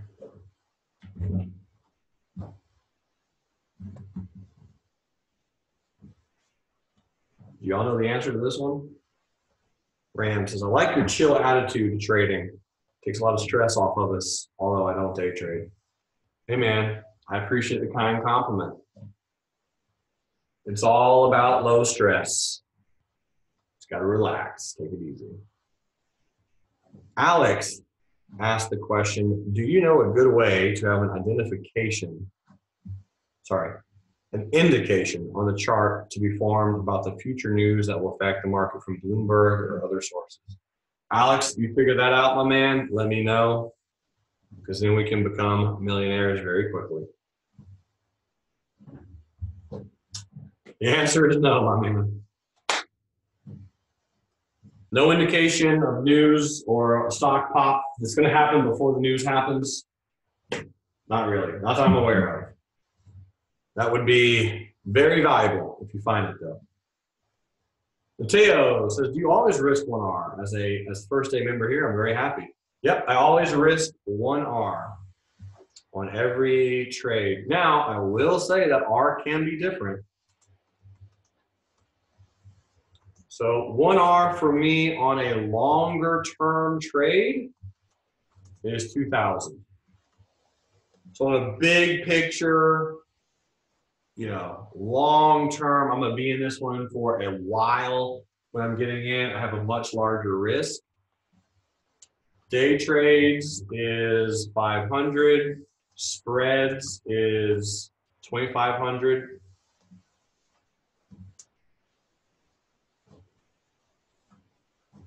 Swings. So most of them, they're either 500 or 25, you know, around 2,000 or 500. So those are the two.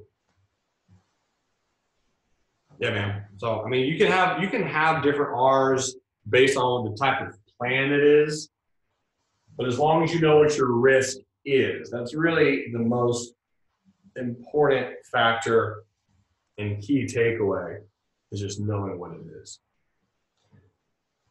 Malmet says, does Chevron look good for a long? No, I wouldn't get in now if you're not already in my opinion.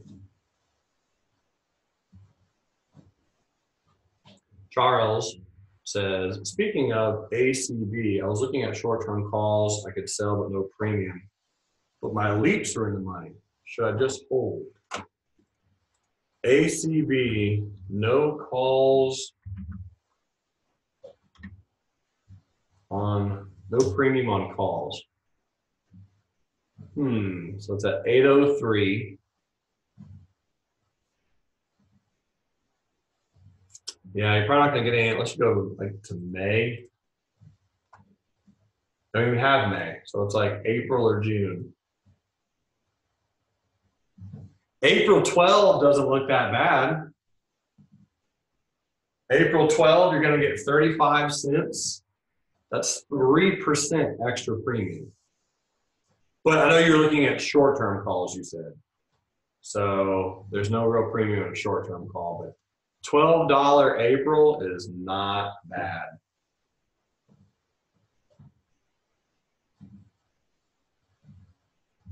And then APHA.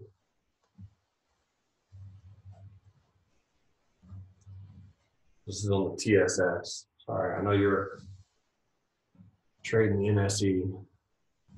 Man, look at these things just rocket. What a cute breakout, too. We'll try this one. APHA. Spice says, weird, there's not much premium in a high beta like ACB. Yeah, that just comes strange. So APHA, let me go look at the option premium on that. Also April, yeah, this one has a little bit less. So you have a 15, which is not quite as percentage growth as 7 to 12, 10 to 15. But I mean, it's close. But you have for April 65 cents on a $15 one, which again is not horrifically, outrageously, ostentatiously bad. But yeah, man, I would just hold it. You got 2021. Just forget that you own that for a month or two or three. Yeah. If it does trade up into this resistance, though, 15, 16, I mean, you can always peel one or two off or sell some calls up there. But, yeah, man, just give that one a little bit of time. Let's check out this stock, JD.com. Hi, my name's JD. with JD.com. So 24.38. Working on breaking out, taking its time, down 1% today, and just resting. Got a February 21 put. This is a protective put on JD. It expires next week. And I could sell the 20 for 4 pennies, but that's not enough premium for it to matter. So just gonna keep waiting around on that one. Okay, 3 minutes, and then it becomes 10:30. 10:30. I said 3 minutes, 3 seconds. 10:30 my time, 11:30 Eastern. And Sony again. This is just a slow little mover. It's just slow, but you're above all the moving averages on the 5 minute. You're above 2 main moving averages on a 15 minute. I'm up on the trade. Just gonna keep holding that. Clorox. So again, if you're in Clorox bullish, you got your stop at the perfect spot. Mickey D's. Again, I could have squeaked out a super small gain on that one, but I'm just gonna let it do its thing. ACV stop at 794, looks good. EOLS did have a little bit of a pop, but I'm just gonna leave that one alone. I'm not gonna trade that. Papa John's, I would have gotten trailed out on Papa John's.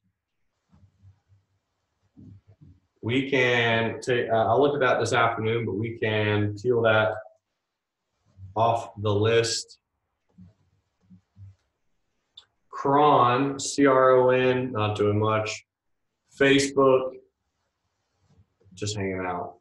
Roku, went a little bit long, a little bit higher, but just kind of chilling. Nvidia, same thing. Apple, again, it went a little bit higher, but it's just going to slowly start to rest. Amazon, I wouldn't have gotten filled on Amazon anyway. That would have been tough. Amazon was a beautiful bear trap. PayPal, gorgeous move on PayPal. So again, we're looking at this one this morning. Beautiful double top, 9-10. It's a wonderful move. In an hour and 20 minutes, I mean, that's a strong move on PayPal. Microsoft did throw in a tweezer top, never rolled lower. TripAdvisor, I don't think I'm gonna trade that one. I'll probably take that off the list in a little bit. Netflix, looking okay.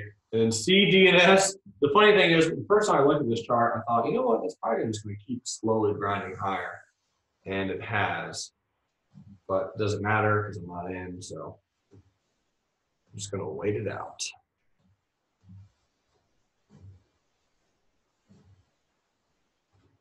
Nicole says, what's your thoughts on Boeing puts? What is Boeing doing right now? So remember, Boeing, this is one I did lose on.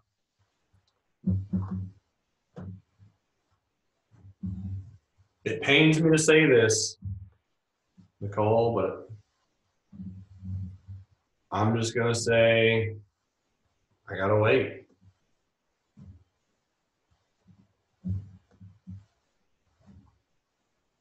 New all-time high today. If I were doing some puts, they'd be very short terms, like a day trade, because they're going to be real pricey. Unless, well, we could get creative with this, actually. We could get creative with this. If we did some puts, we could do a debit spread that could be kind of fun. Let's see, an April 390 put would cost about $1,500. $1,600, give or take. So 15, yeah, let's just say 1580. So April 390 would cost 1580. If it broke below that line, because it did make a new all-time high. Shorting it would definitely be counter trends, but I could see why you are looking for a short.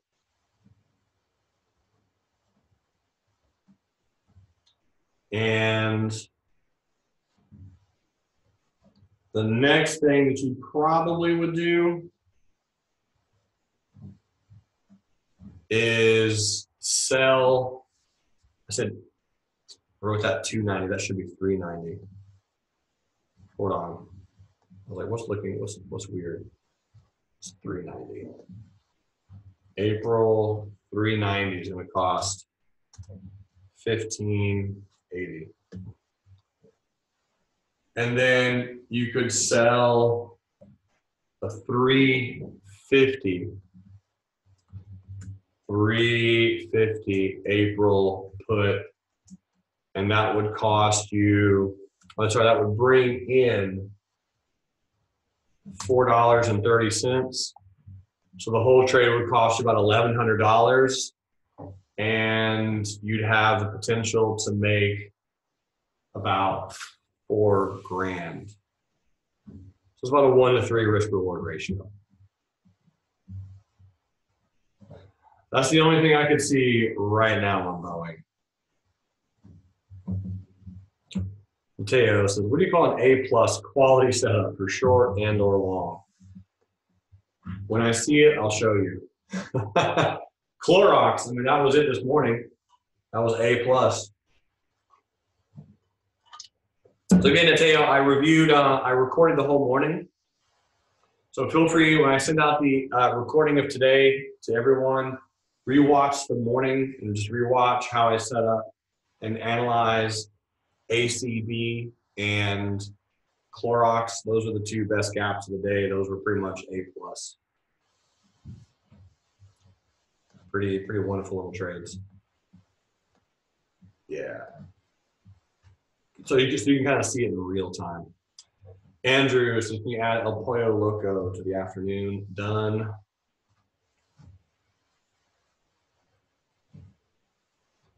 So I hope that helps, Nicole, on Boeing puts. They're just going to be really pricey.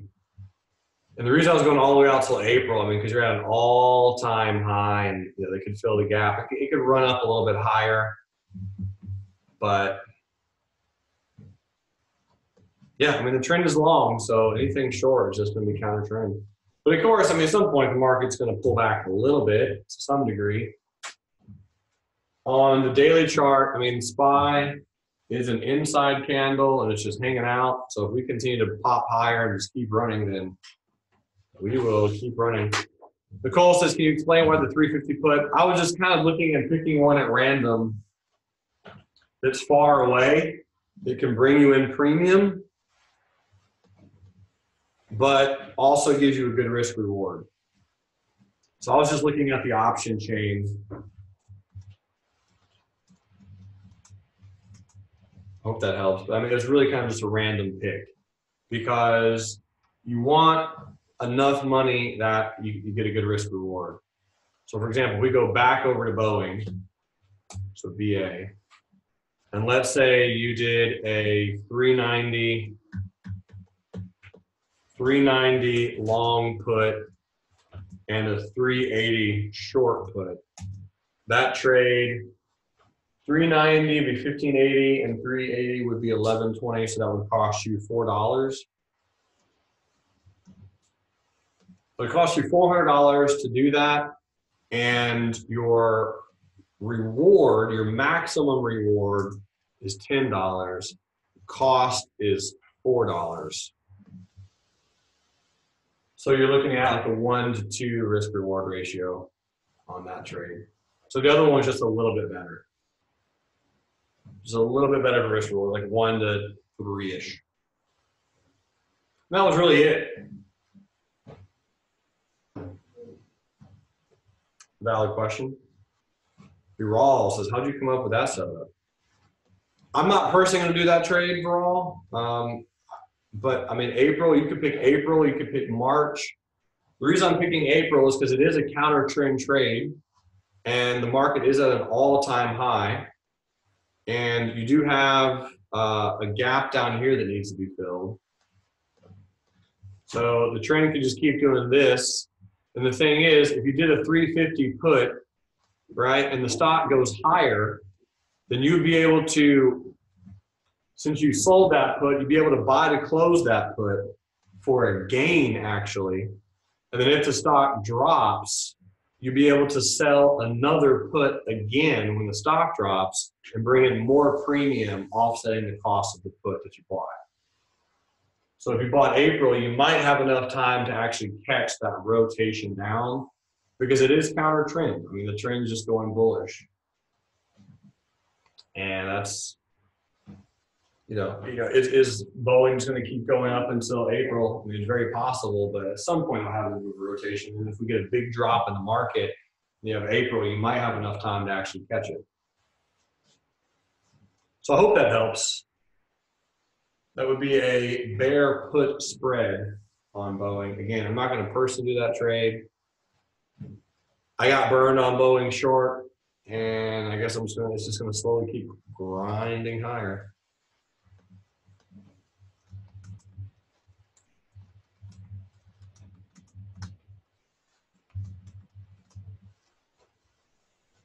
Arabia says, what software do you use for Mr. Squiggles? So the Zoom software that I'm doing the webinar through has a really cool drawing tool, but the software that I normally use is TradingView. This guy right here, this little paintbrush, that's normally how Mr. Squiggles comes to life. That little paintbrush right there. Yeah, so if I'm drawing it on the screen, it's the Zoom webinar platform that I use. And otherwise, it's just a little paintbrush, which is very handy. You can adopt Mr. Squiggles if you want and use them on your charts as well. Graham says, I was looking for a trade journal. All I have is view only. Want to enter my trades from last week. Where do I go? So Graham, yes, you cannot edit our journal because obviously you could imagine the disaster that would cause if 500 people were able to edit the same journal. But you can go in and do your own journal under your real life trading account. So if you log into your real life trading account, you will see this purple icon that says trading journal. That one will work perfectly.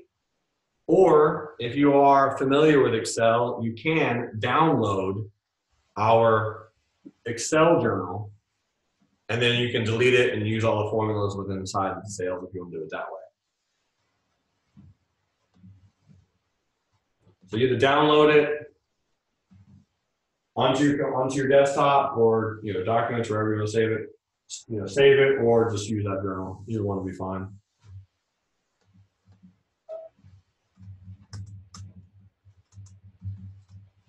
Great questions. Any other questions while we're here? I mean, it's a little bit slower. We're in a day trader right now. It's just hanging out. Graham says, okay, need an edit version then. So again, yep, just download it. Because you can download it. So you just go to File and right here, click on File and then click on Make a Copy or Download As. And then you download it right to your computer, and you can go in and edit it exactly how you see fit.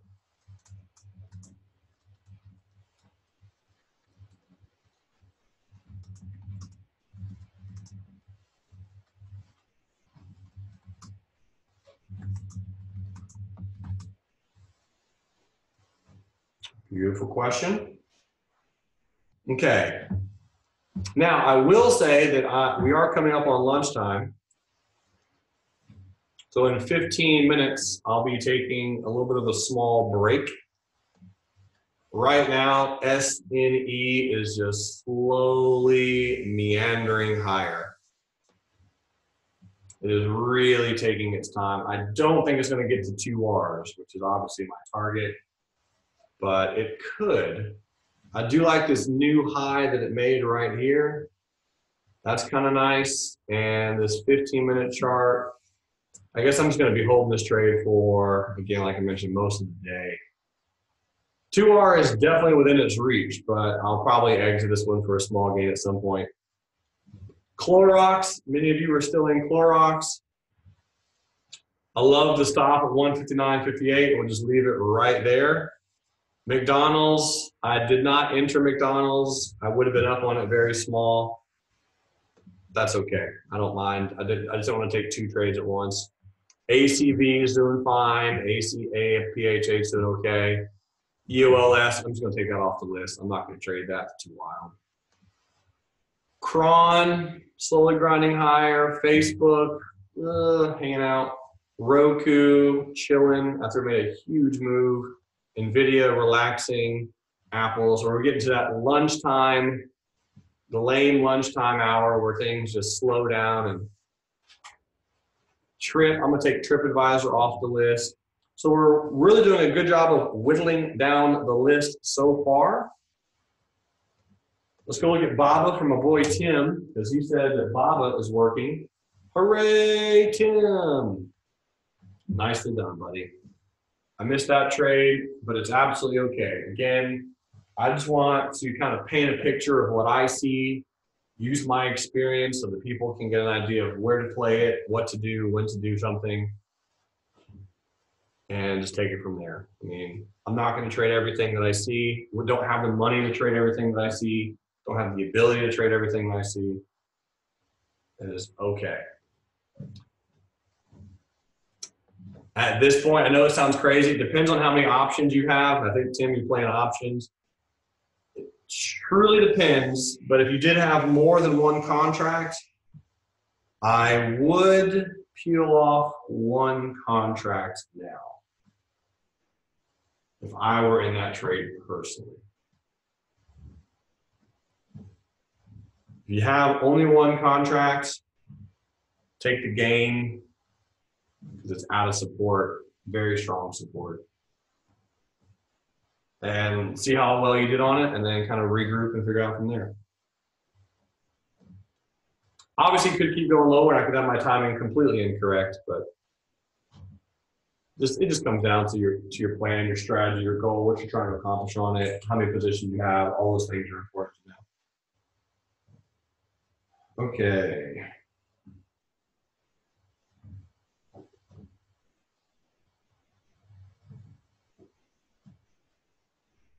So quick poll. There's about 70 of you here right now. Let me throw in a poll.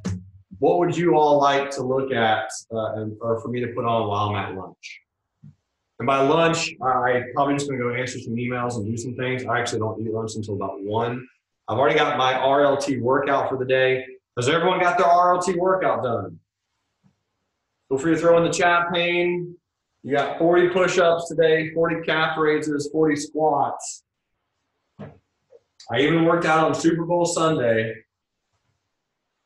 If you haven't done them, this is the perfect time to do them. All right, I'm gonna close the poll in 5 seconds, 4 seconds, 3, 2, 1. Closing the poll, share the results. All right, a TED Talk was the winning poll result. All right, we will throw a TED Talk on. I love TED Talks. Put that in the background, get some emails done. And Glaus says 40 push-ups are done. Beautiful. My girl Diane's looking at ABBV.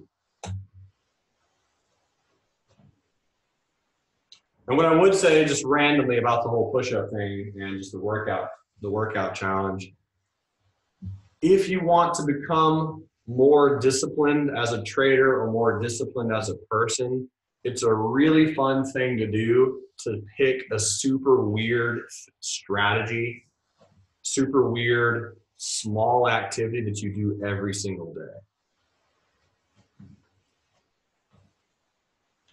Type in a 4. You don't have to make it to all panelists and attendees. You can make it just to me if you want. Totally up to you. Type in a 4 if you're struggling with discipline and would like to become more disciplined and you want a challenge that maybe just you and I know about. Totally up to you. Even if no one types in, I'll still kind of give you something that we could all do. It's not a physical challenge. Won't require to be strong. Just require to be strong-willed. And this will be a really good indicator if you're going to make money as a trader.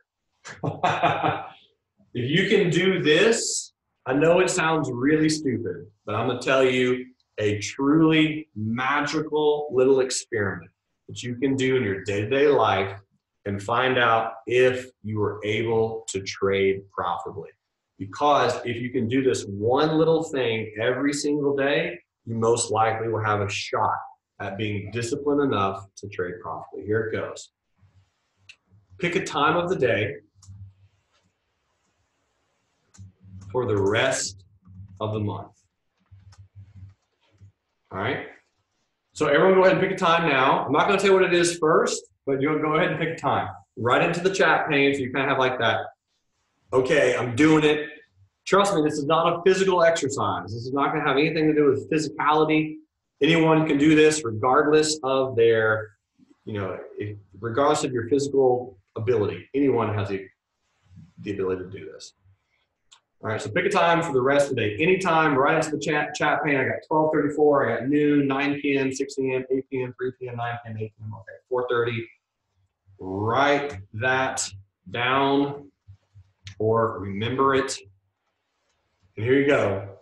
Take an ice cube and put it in the sink or on a plant or wherever. At that time of the day, every day, for the rest of the month. You're like, dude, that's the stupidest thing ever. It makes no sense. Try it. I'm just try it. The amount of people who wrote into the chat pane, statistics show 60% of you will not be able to do that. There will be one day that you'll forget. You're going to go on a vacation, or you'll be sick, or your mom will call, or something will happen, and you'll forget to do it. Because here's the key. At this time, you have to do it at the exact time every day, the time that you just picked. So if you're like, shoot, I'm not anywhere around an ice cube at noon, then go find one. All right, if you're at work and there's no ice cube, you have to go find an ice cube at noon every single day. And you're like, this is really stupid. It's hard is what it is. It's not easy. And the cool part is you do that, you accomplish that really, really small task. You're like, oh man, you'll feel good about yourself like a week in. 1 week into, you'll feel pretty accomplished, and your brain will actually crave other small tasks.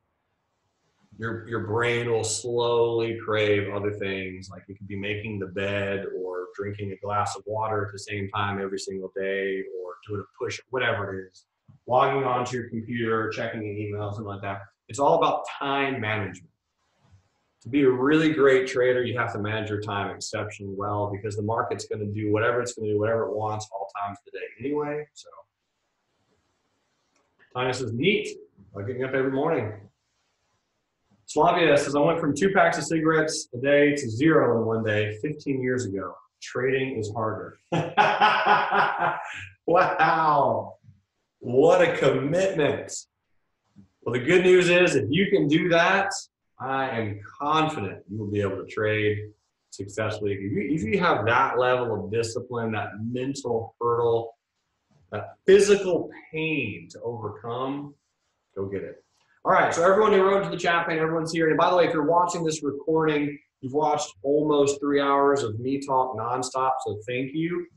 If you made it to the last moment and you watched and you want to take part of that challenge, just go write it in Slack, tell myself or tell someone else. But the goal, again, is just to do something super small, very minute, something that's easily forgettable, and see if you can do it every day. If you can do that every day, you can do anything every day. It sounds crazy. Like it's impossible. It's like, I promise, if you can build the brain capacity that says, I'm going to do this no matter what, every day at this time of the day, I promise you, you can do anything you want. It'll be hard, but it will prove to you that you have the mental capacity to go, you know what? This is it for me. This is what I'm going to do. If it's run a mile, run 10 miles, back trade, study. If you can do the ice cube thing every single day, you can do anything. But keep me posted. Let me know who can all do that challenge and go rock it out. Diane, I know you're looking at your ABBV put sale for June. And again, I really like that hammer candle that came in last week. Unless we close below last week's low on ABBV, I really wouldn't stress about it too hard. So I got put sale. I have that one written down for Wednesday for you. So I'll be happy to keep track of it every so often, look at it in the afternoon swing trading room. But yeah, unless we close below the 200, I wouldn't even worry about it. Even then, you got until June. I mean, you have a whole nother earnings away. Just give it some time, let it chop around, let it bounce around over here. And again, take advantage of, if you do see an intraday move or something that looks nice, you could always take advantage of it, make a little bit of money on the downside intraday, see what she does. Glau says, stop out of Clorox, 1.3 Rs. Beautiful. I like to use the term trailed out, not that it truly matters. Not that it matters an immense amount. I just like to use the word trailed out. Stopped out means you're celebrating a loss. You lost small, but trailed out means, hey, I made money. It's just a random vernacular. It doesn't really impact your psychology that much, I don't think. But anyway, congratulations, ladies and gentlemen. Jerry says, could you post the setups for Clorox and ACB? So the setups are actually still on your screen for Clorox. 156.80 by 154.80. It's also in Slack. ACB, I never did an official setup for. So Jerry, when I email out the recording later this afternoon, watch the analysis of ACB, and you'll hear me mention buying at around 758 with a stop at about 748. So we're right around down here. So just kind of keep your eyes peeled on those. I will send those out. Again, I'm not personally in on ACB. Would not be able to take both, but there's a few traders who are in on ACB. We are in on Sony though, and it is slowly creeping higher. Just made a new high. I'm liking this. This is good. Clive says, I had a trailing stop set up on Sony. I just got trailed out for 0.52 Rs. Hey, well done, buddy. So Clive had himself a trailing stop. What I will do is increase the stop on Sony at this point, because we've been in about 30 minutes, a little bit longer.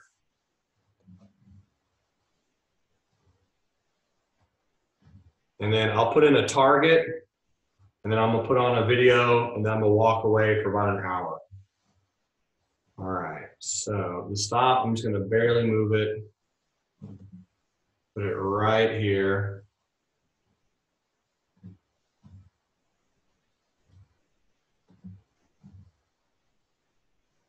New stop. TradingView is really dragging me this exact second in time for some reason. Okay, new stop. And I don't think this is going to get to 2 hours today, but let me look at the 15-minute chart. That's another time frame that I really like this trade set up on. And it gives a lot of white candles in a row, so most likely it's going to pull back at some point. But this 50 EMA on a 15-minute chart, that'll trade down a little bit lower, right about here would be a good target. 46.83, that'd be about 1.3 Rs or so if it gets up there. So I will throw this in the chat pane. Update on Sony.